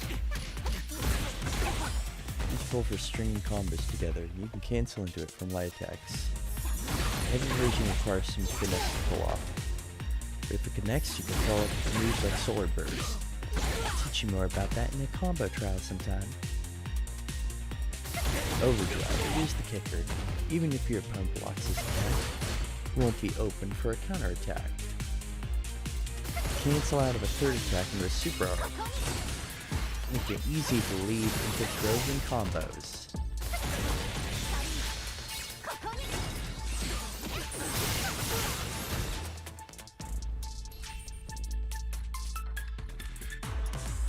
Sunveil. Counter an opponent's attack. This move nullifies an opponent's attack and counters with a burst of light. It can absorb the opponent and drop them from the sky. Save this for easy to read hits. This move is effective against projectiles, but it won't stop ones from super arts, or those that hit. Overdrive. Having trouble grasping? Well, if it uses as an overdrive attack, the window of effects begins much earlier, making for quicker. Well, wait, there's more. You can use it to absorb projectiles and hit multiple times, and hold the follow-up attack to counter throws. Vanishing Sun.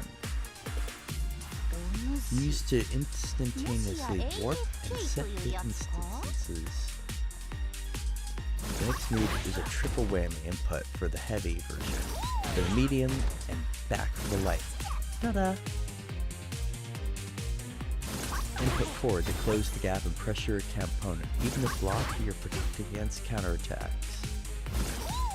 Input down to teleport above your opponent and unleash a downward attack. It's not the fastest move, but guarding. Inputting backward puts some distance between you and your opponent.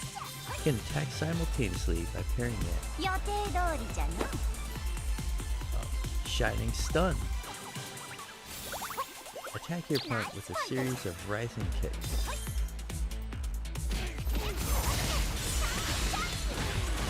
Hold on a second.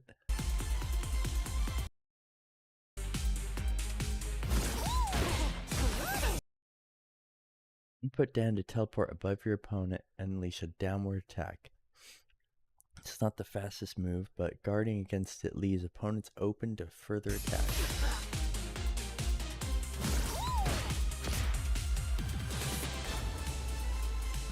Input backward puts some distance between you and your opponent. You can attack simultaneously by pairing it with a Sunshot or stalking a Sun Crest to power up future moves.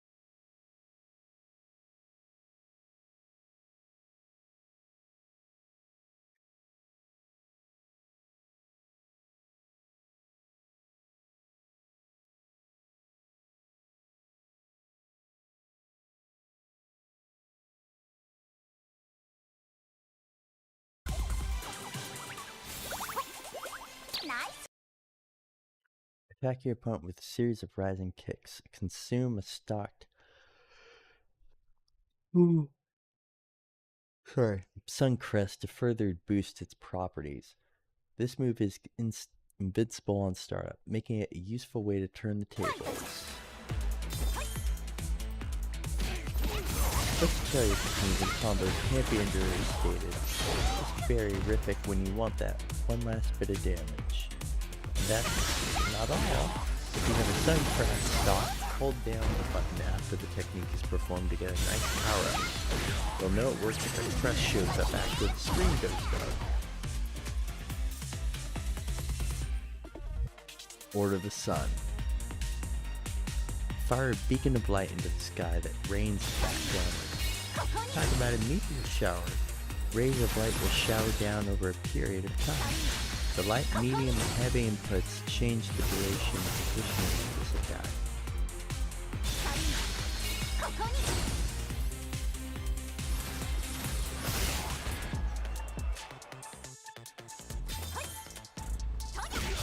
Blazing version lights in front of your opponent while medium aims for their head. The heavy version will rain light behind them. It's useful for stringing together. I nearly forgot the most important part. The sun crest stock, holding down the button will increase the number of those little shooting stars.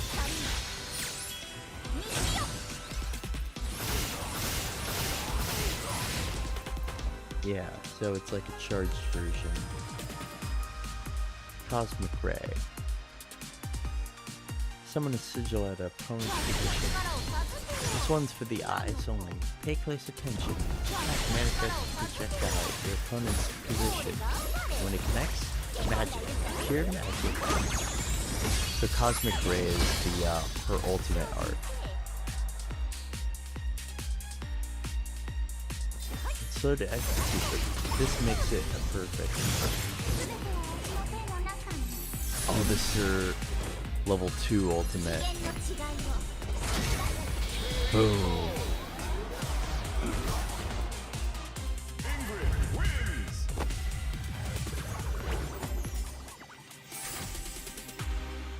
Yeah, this is awesome. Alright, so yeah, a lot of great moves to use in the matches for some good matchups, I will say. Like, it's really good.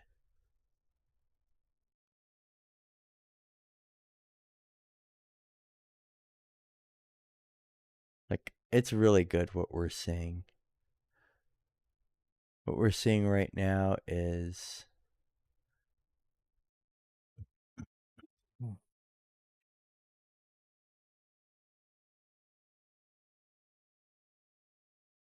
Like, it's a totally different game what we're seeing with Ingrid.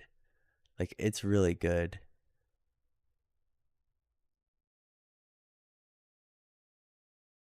Like, what we're seeing right now is completely different.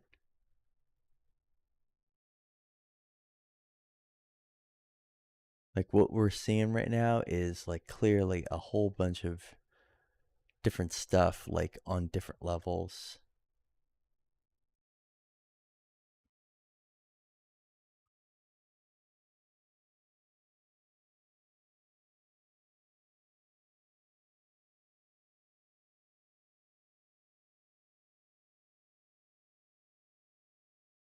Like, it's really cool what we're seeing right now.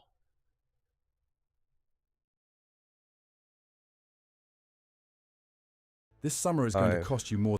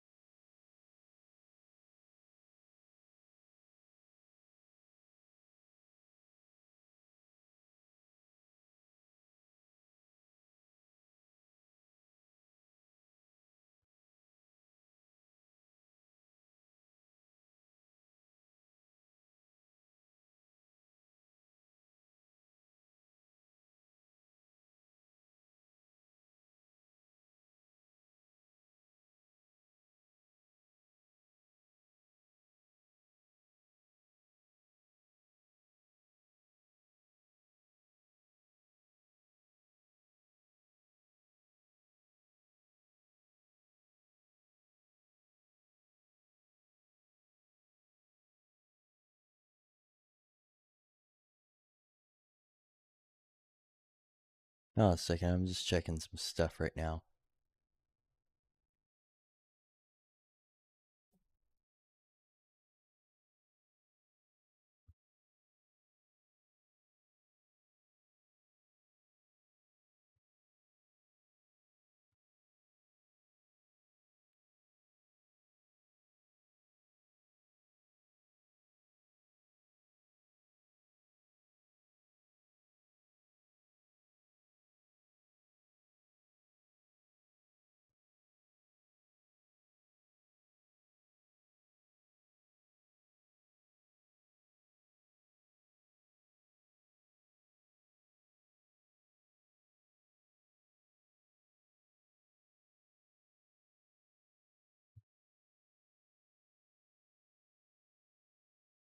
All right.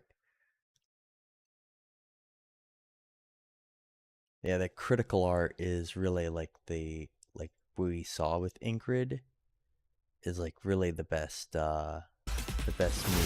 here. Not this one, but the second one. Like that's such a cool visual. Boom.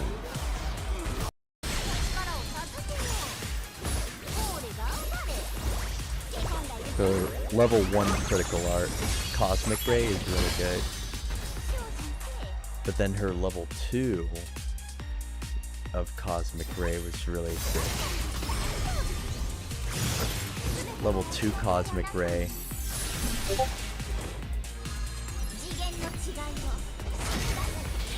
Boom.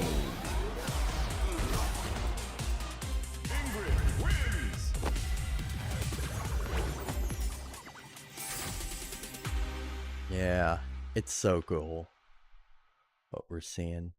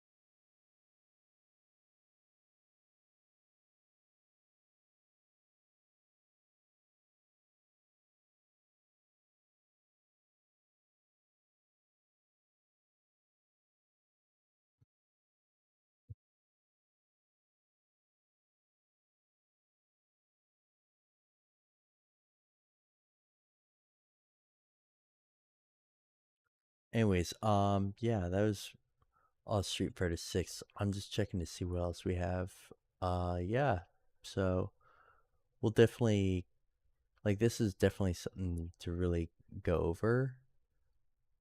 Some really good stuff that we looked into, and now we got to, oh, we got something new from VF right now, and from RGG, ironically enough. Okay, it's just the combo breaker stuff. So between 5 and local, local tournament start times. Let's see what time the broadcast hits for those brackets.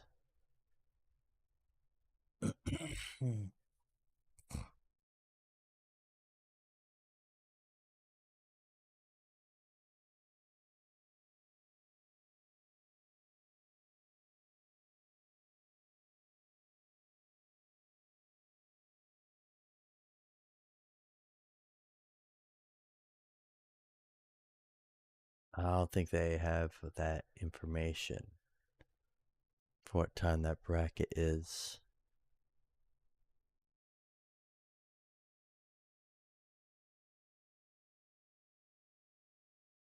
Central Desert Time.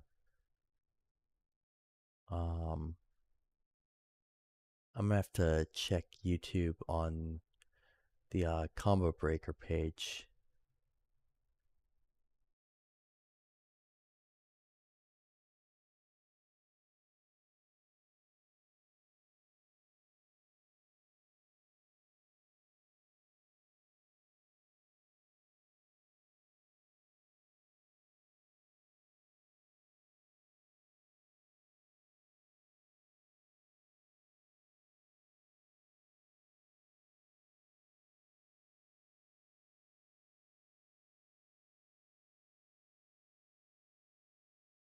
No Coast, no Kings.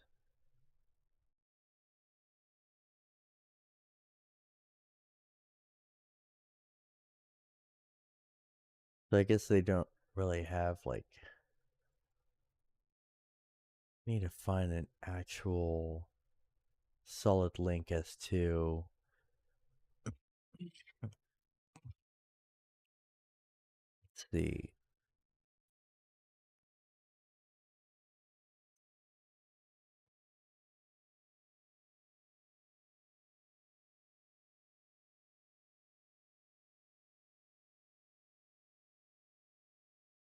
So 2 p.m., 12 p.m. Pacific Standard Time is when it happens.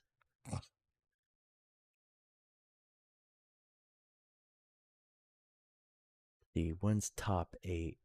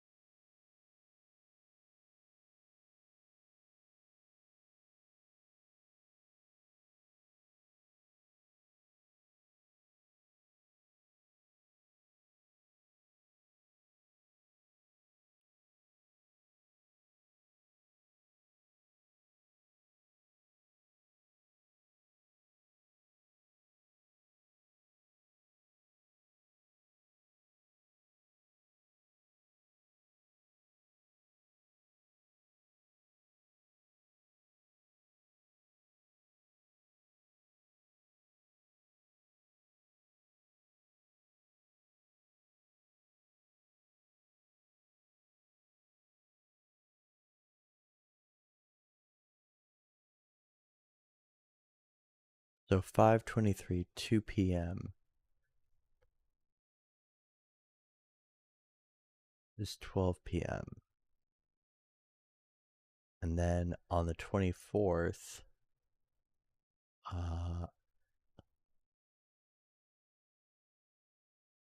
11 o'clock a.m. is 9 a.m. So 9 a.m. Yeah, write all this down a little better.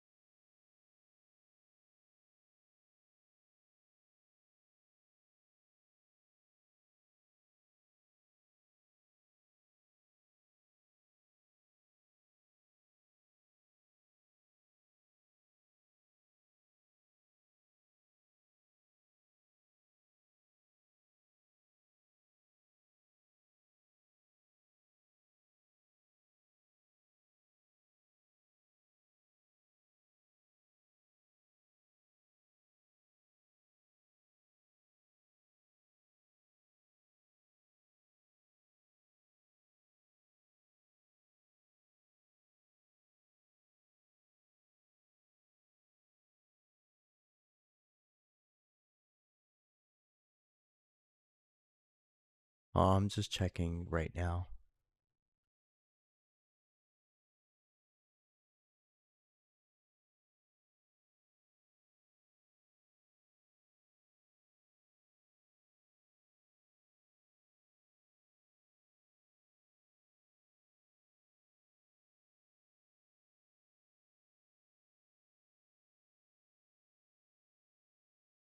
Hold on a second, I'm checking right now.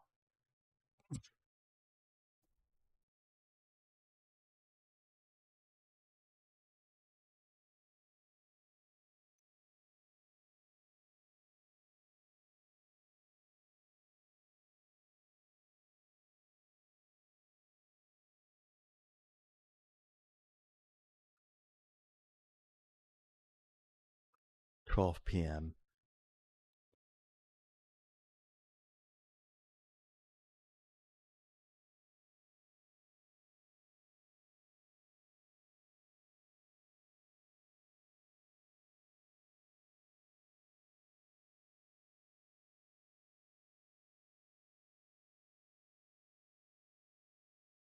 And then 2 p.m. Central Desert Time, 11 a.m. is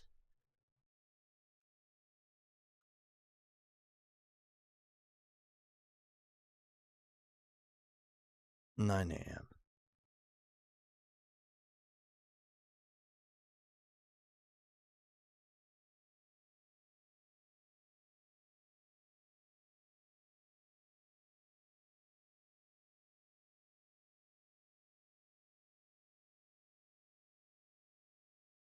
All right.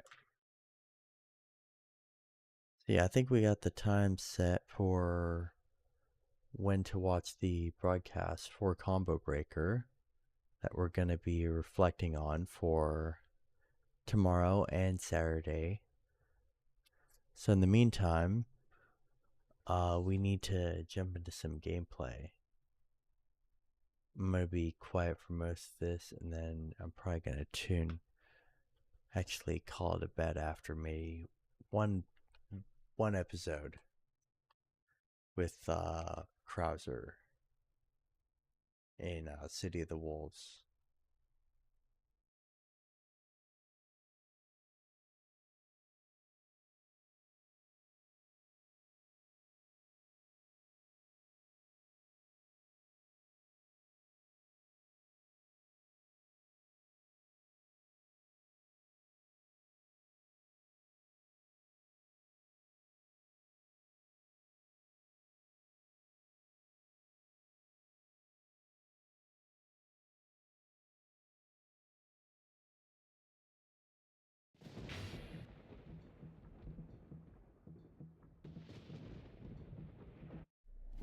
Fatal Fury, City of the Wolves. All right, here we go.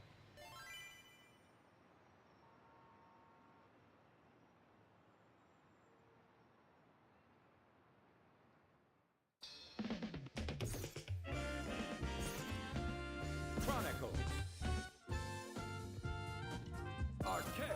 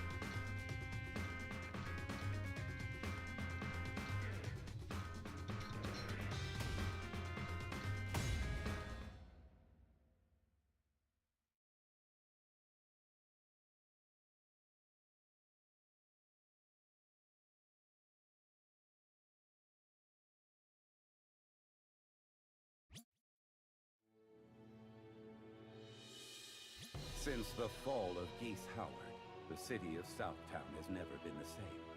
Its people have grown complacent, and once fearsome warriors roamed the streets like stray dogs. And though his legacy remains here in my keeping, it does so with no heir apparent. If there are any left in Southtown with fangs that bite, with claws that tear, with the ruthlessness and undying spirit of a true warrior, come to King of Fighters. Who will inherit the legacy of the fallen emperor? Let the last wolves of this city determine that for themselves. Stroheim.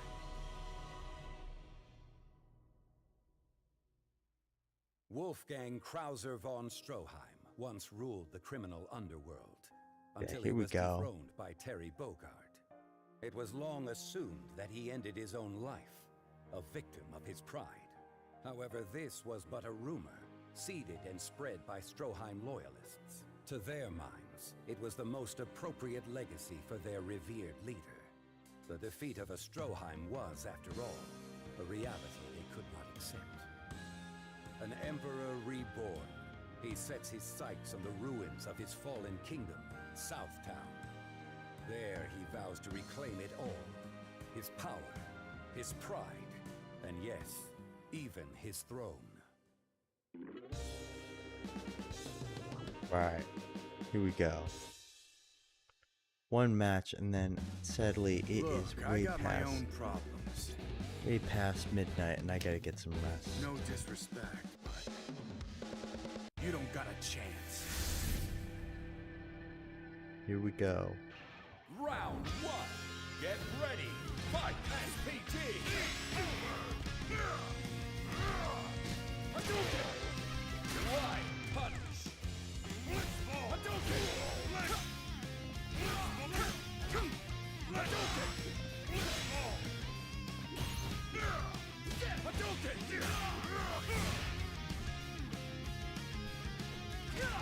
Hadouken! Hadouken! Hadouken!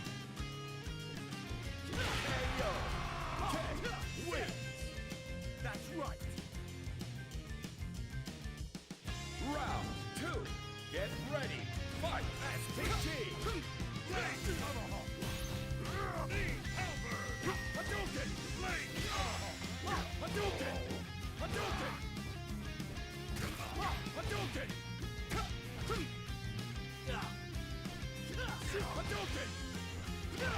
Hadouken!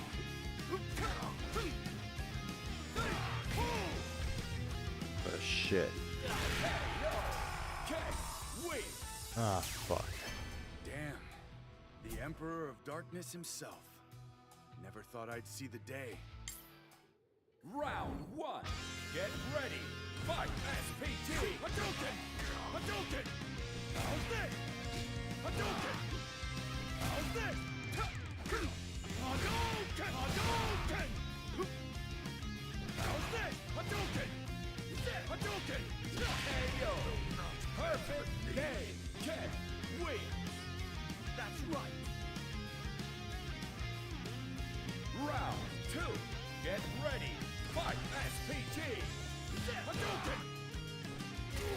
Hadouken! Hadouken! Hadouken! Hadouken! Hadouken! Hadouken! Hadouken! Hadouken! Perfect game! Ken wins! Alright.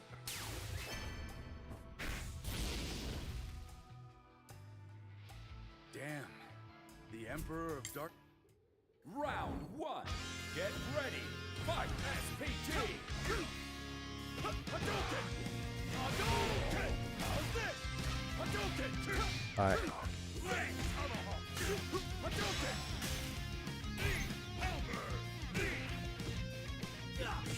Hadouken! Hadouken! KO! Ken wins! That's right! Round two! Get ready! Fight SPT! Hadouken! Hadouken! Stand aside! Stand aside! Hadouken! Hadouken! Hadouken! How's this? Hadouken!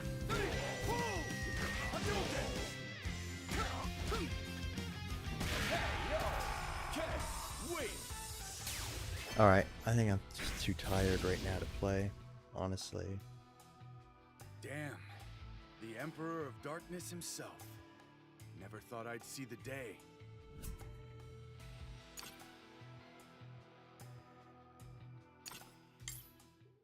Round 1.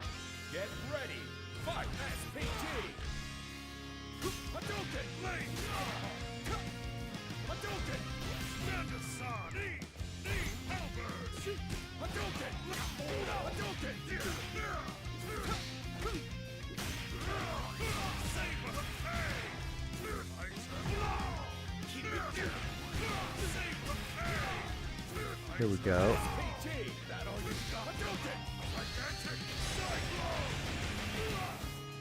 Boom.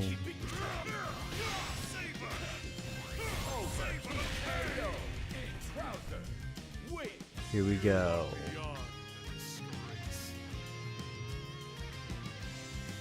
Round 2. Get ready. Fight SPT. Stand aside. Hadouken. Stand aside. Blade Tunnel. Blade Tunnel. Hadouken. Hadouken. Hadouken. Hadouken. Blade Tunnel. Hadouken. Save the SPT. Boom.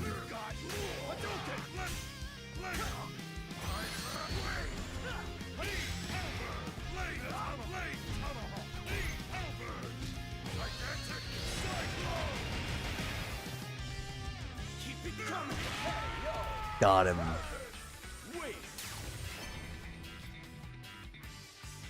There we go. I had considered inviting you to join my cause, but if that's the caliber of fight you are, then never mind. Yeah, that's a badass one.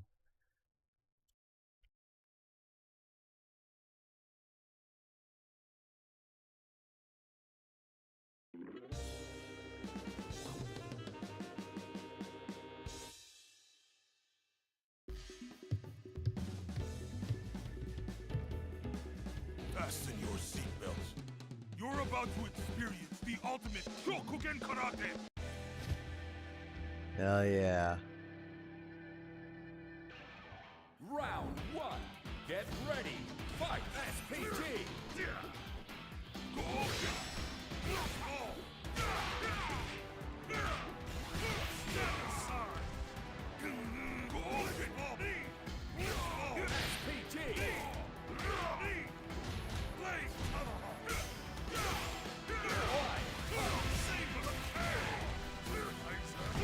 Boom.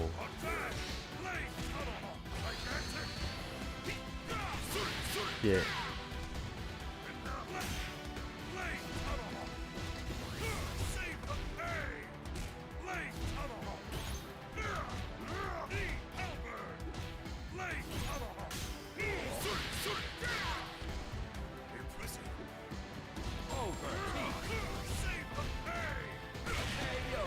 Yeah.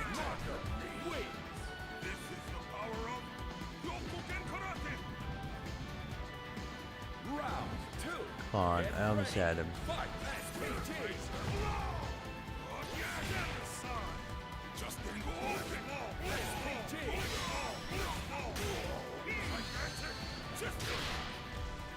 Yeah.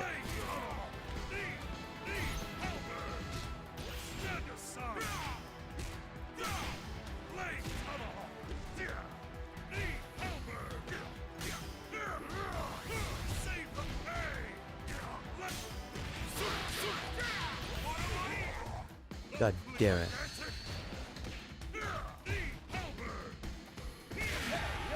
God damn it. Yeah, Marco's broken. So you're this almighty emperor everyone's been talking so much about. What hogwash! My master is 1,000 times more deserving of that title. Round 1. Get ready. Fight SPT.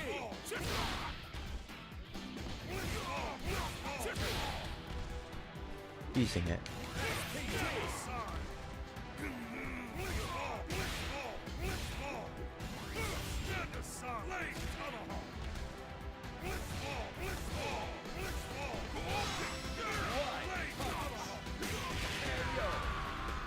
Got him. Wins. You are good. You fight well. Round 2. Get ready. Fight SPG.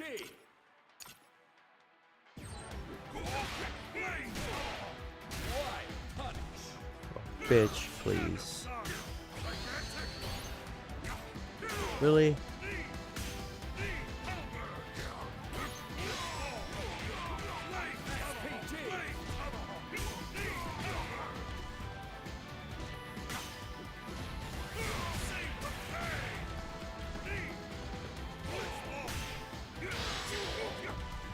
Bro, bitch, please. There we go. One more.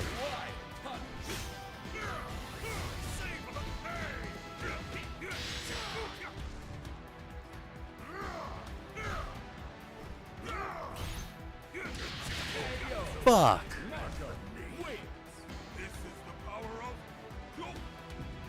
Final round.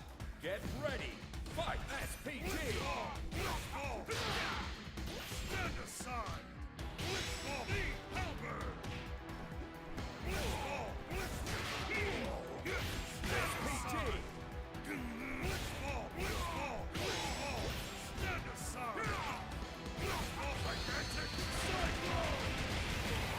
Boom.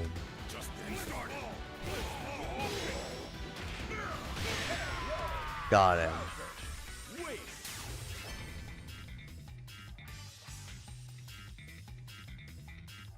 The gravitas of history weighed heavily upon this battle. No doubt we will cross paths again someday. Alright, here we go.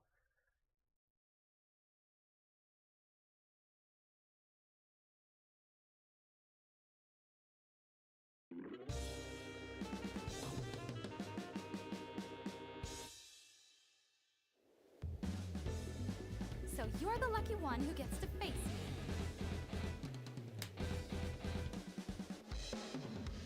You know, I'm not gonna go easy on you. Round 1. Get ready. Fight SPG. Here we go. Why punish? You'll pay for that. How about it? Hey, what? Damn it, hold on. SPG. Not a scratch. Boom.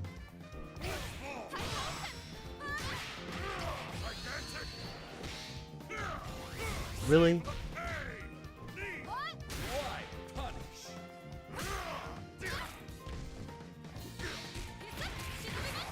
Think again. Got her, barely. You are beyond the disgrace. Round 2. Get ready. Fight SPG.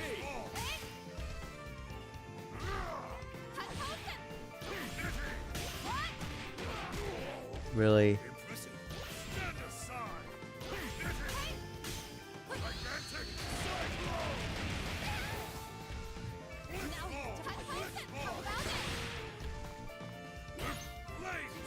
SPG.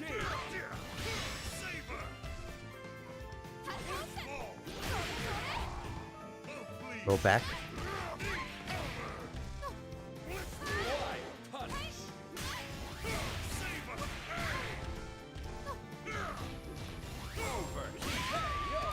Got her. Boom. The defeat doubles as a lesson, but it is your lesson to learn. Boom.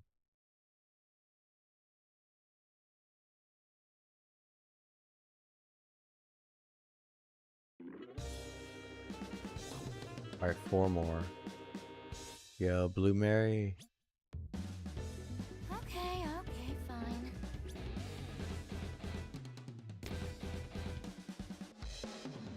Let's make this quick. Hell yeah. Round 1. Get ready.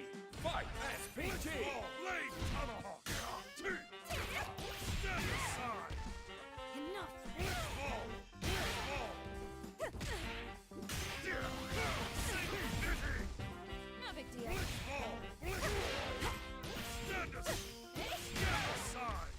Not bad.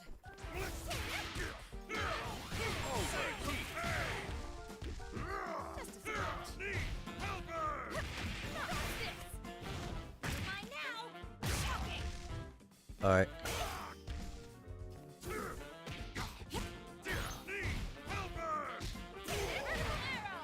Oh my god. Oh. And bang. Round 2. Get ready. Fight SPT. Stand aside. Stand aside. Stand aside.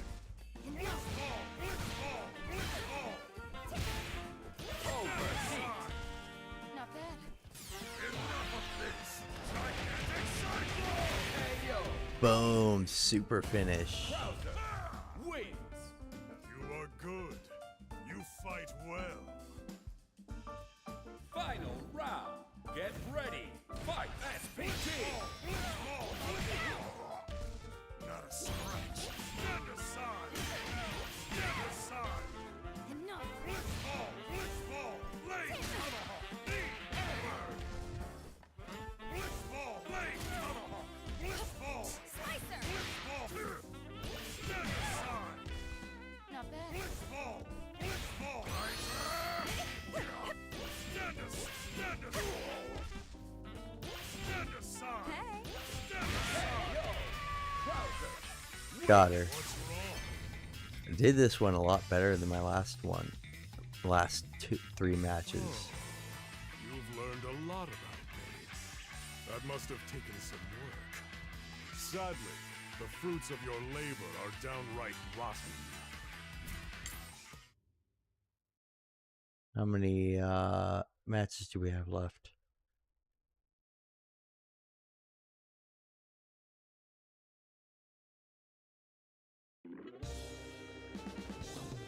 We got Salvador Ganacci.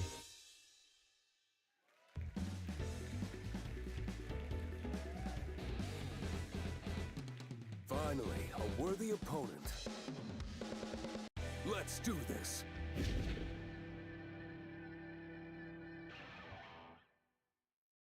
Round 1. Get ready. Fight SPT. Oh, please, stand aside! Stand aside! Stand aside! Stand aside! Amazing. Blitzball! Blitzball! Stand aside! Turn it up. Blitzball! Blitzball! Stand aside! Amazing. Stand aside! Knee elbow! KO. Krauser wins. You are good. You fight well. All right. Round 2. Get ready. Fight SPT. Stand aside! Stand aside! Gigantic cyclone! Turn it up. Blitzball! Blitzball! Stand aside! Amazing. Blitzball! Blitzball! Blitzball!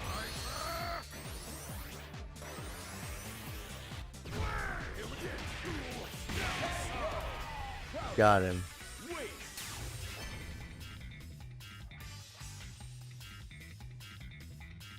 Have you no decorum? Grovel before me! All right, we got one more.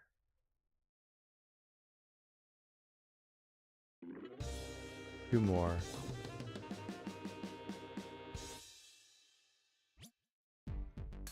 If it isn't Terry Bogard.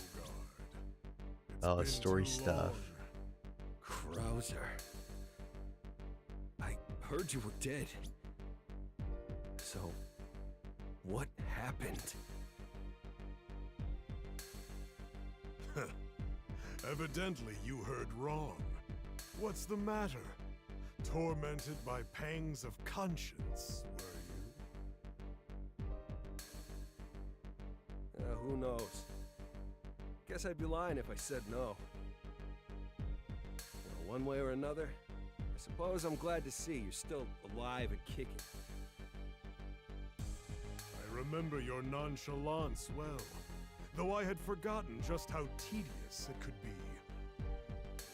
You always did trust easily, tried to draw out the good in other people. How naive. But perhaps that soft heart of yours was the source of your strength all along. You seem different. Yeah. When we last faced one another, I had absolute confidence in my power. I took my indestructibility for granted. None could stand to oppose the Emperor. So when my destruction finally came, oh hey there, by Morcom. hand, I couldn't accept I'm somewhat of a fan of AEW. the ideal vision of myself that I had constructed. I mean, I don't really play those games, but I'm down for a new one if Sega's working on one. You're able to accept the truth, huh? Indeed. Though it took time. In my isolation, I was able to admit my own failure, my own weakness to myself. But I am not so weak now. You may have defeated me once, but underestimate me at your peril, Terry Bogard! Not gonna be a walk in the park. Here we go. I hear you. But you're not the only one who's gotten stronger. Let's see who's really improved the most over the last 10 years. Come on, Krauser, let's go! Here we go. Round one. Get ready. Oh, he breaks the armor. Blitzball! Stand aside! Blitzball! Blitzball! Blitzball! Stand aside! Stand aside! Knee! Knee! Cover! Blitzball! Blitzball! Blitzball! Blitzball! Stand aside!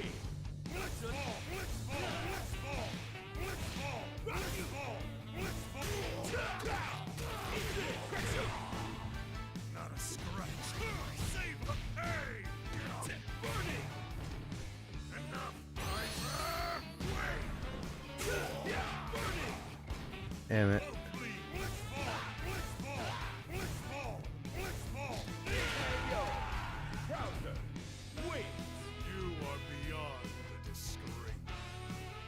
Here we go.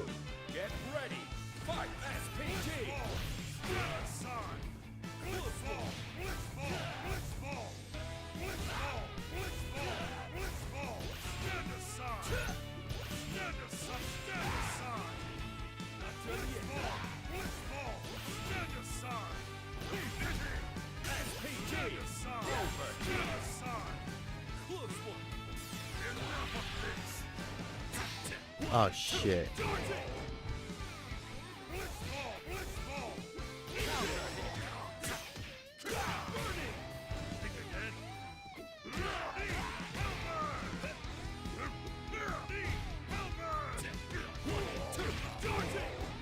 Shit.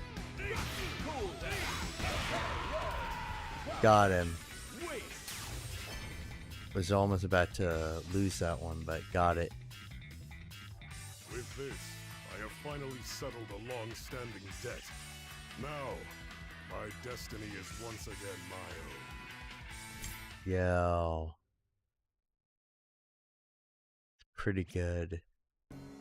At last, my revenge is complete, Terry Bogard. Now, Terry Bogard. the time has come to proceed to the final phase of my ascension. So it was you who summoned me, huh, Krauser? Even got your grubby mitts on Master Geese's legacy. Billy Khan, I've been expecting you. Indeed, it was I who called you here today. I have in my possession the legacy of your former master, Geese. And if you want it, I would see you fight for it. Oh, Krauser challenging Geese. I mean, Billy. I left behind my fair share of outstanding debts. Debts I still feel the need to repay. As part of my preparations for the coming assault on Southtown and its eventual takeover. Oh. Interesting. Fast track to civilized society. Is that Stroheim's endgame? No. The future affairs of House Stroheim have been left in the hands of my son. But that has no bearing on Kine? this. My purpose is clear. I will descend on this city. On all of you. Oh. But of course, this was once a fine town, filled with highly capable combatants, such as yourself. So, in the spirit of chivalry, and as a token of my goodwill, what I propose is simple. A fair, honorable martial arts contest. Of course. Well, now you're quite the salesman. Even harder to refuse that offer if it means I've got a chance to reclaim what Master Geese left behind. Fine then, Billy Khan. Here I am. Why don't you come and wrench your dead master's legacy from these ironclad hands? Here we go. Round 1. Get ready. Fight SPG. Step aside. Blitzball. Blitzball. Oh shit. Saber. Saber. Hey. Bullseye. Knee. Wild punch. Knee. Helper. Bullseye. Overheat. Knee. Blitzball. Wait. Yeah. You're in over your head. Round 2. Get ready. Fight SPG.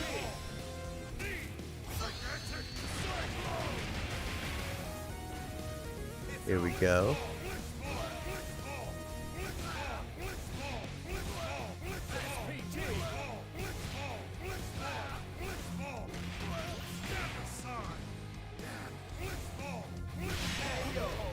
Perfect game. Krauser wins. I had to cheese it. Final round. Get ready. Fight SPG.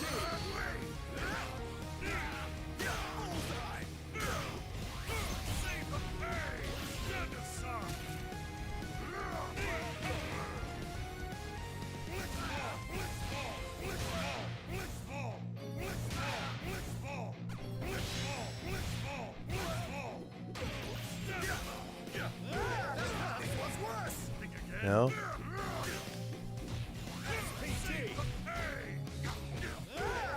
God damn it. Oh, that was stupid.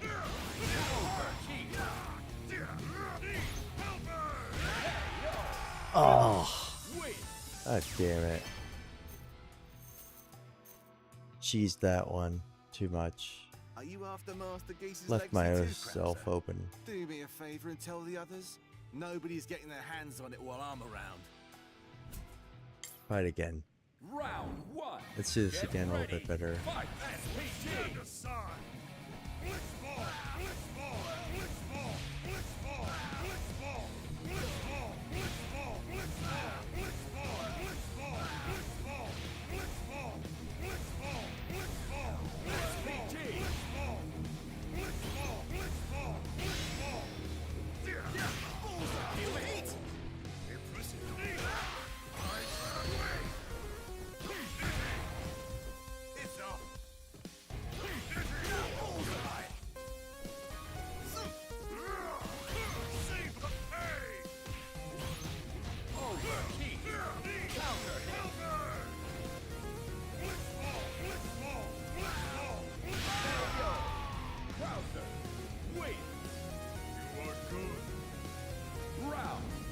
Alright, blitz balls.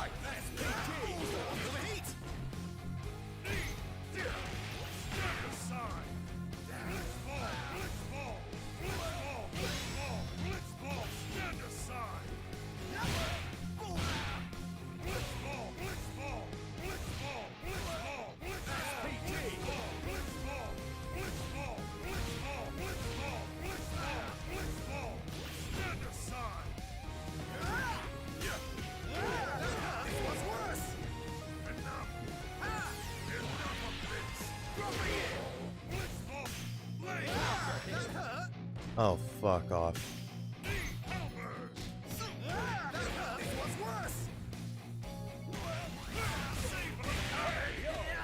Finally got him.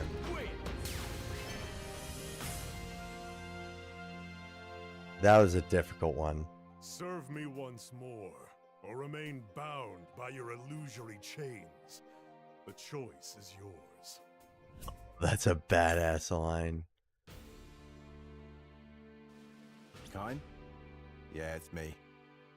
Yeah, remember what we were talking about before? Turns out you're right. Old Krauser's making a play for Southtown. Yeah, I've let Big know.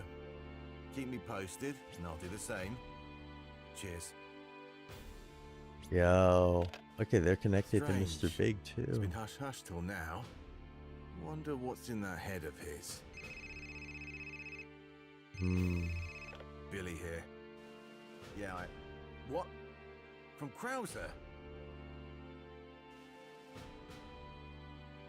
Right.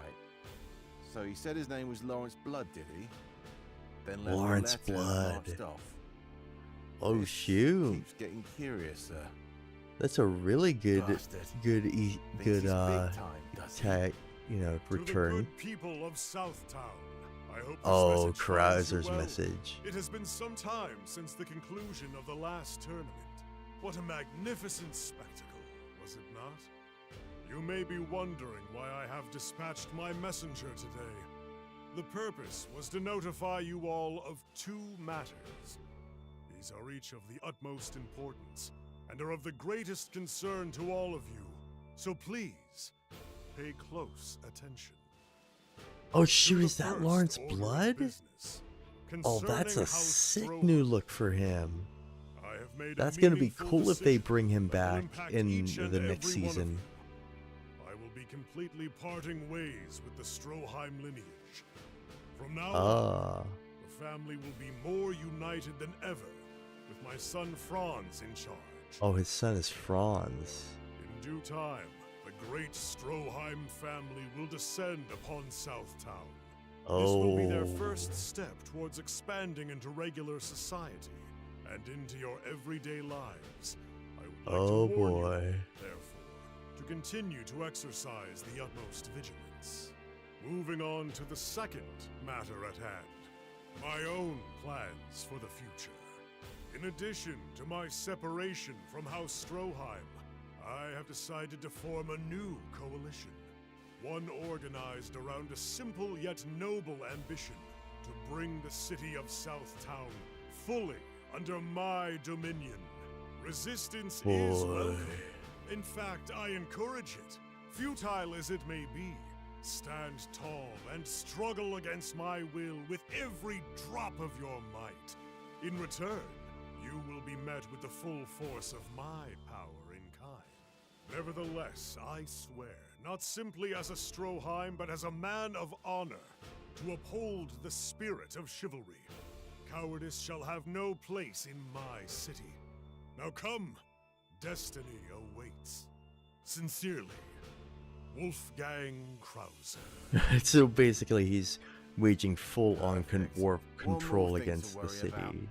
Honestly, Master Geese, this half-brother of yours is turning out to be a pain in my ass. To Southtown, and every challenger Yeah, within, what a shot. even those who dare stand before me from outside its walls. I say this, beware the thunderous, triumphant return of Wolfgang Krauser! Yeah, that was a good episode.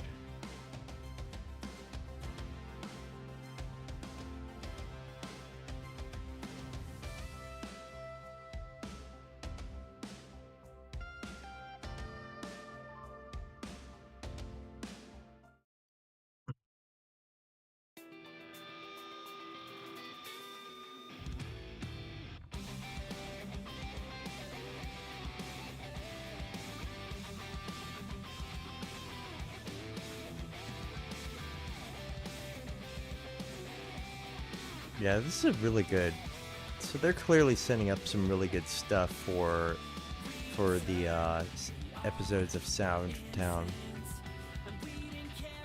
Like, they're really building up the story now with, you know, each character that they're dropping, which is great to see.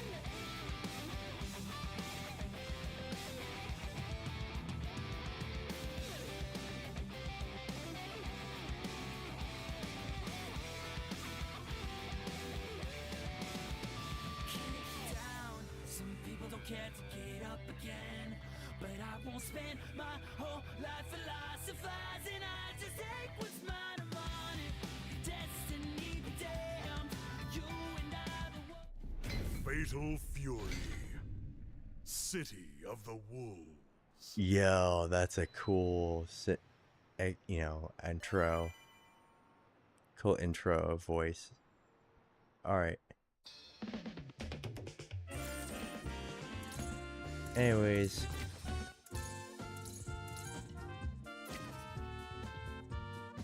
We gotta call it a night. It was great, but we gotta get to bed. I gotta get to bed. I got stuff to do tomorrow and gotta get ready for Combo Breaker to watch, you know, live all of the events, all the matches and the Virtua Fighter stuff. And have a great morning, evening, wherever you guys are, and I will see you guys tomorrow. Later. Oh, I almost forgot. Be sure to follow me on my socials on Twitter at KCFusion_, my YouTube at KCFusion_, and on Blue Sky at KCFusion. And also on my YouTube channel as well, where I'm working on posting more of my live stream content and working on editing some of my content on there as well. Alright.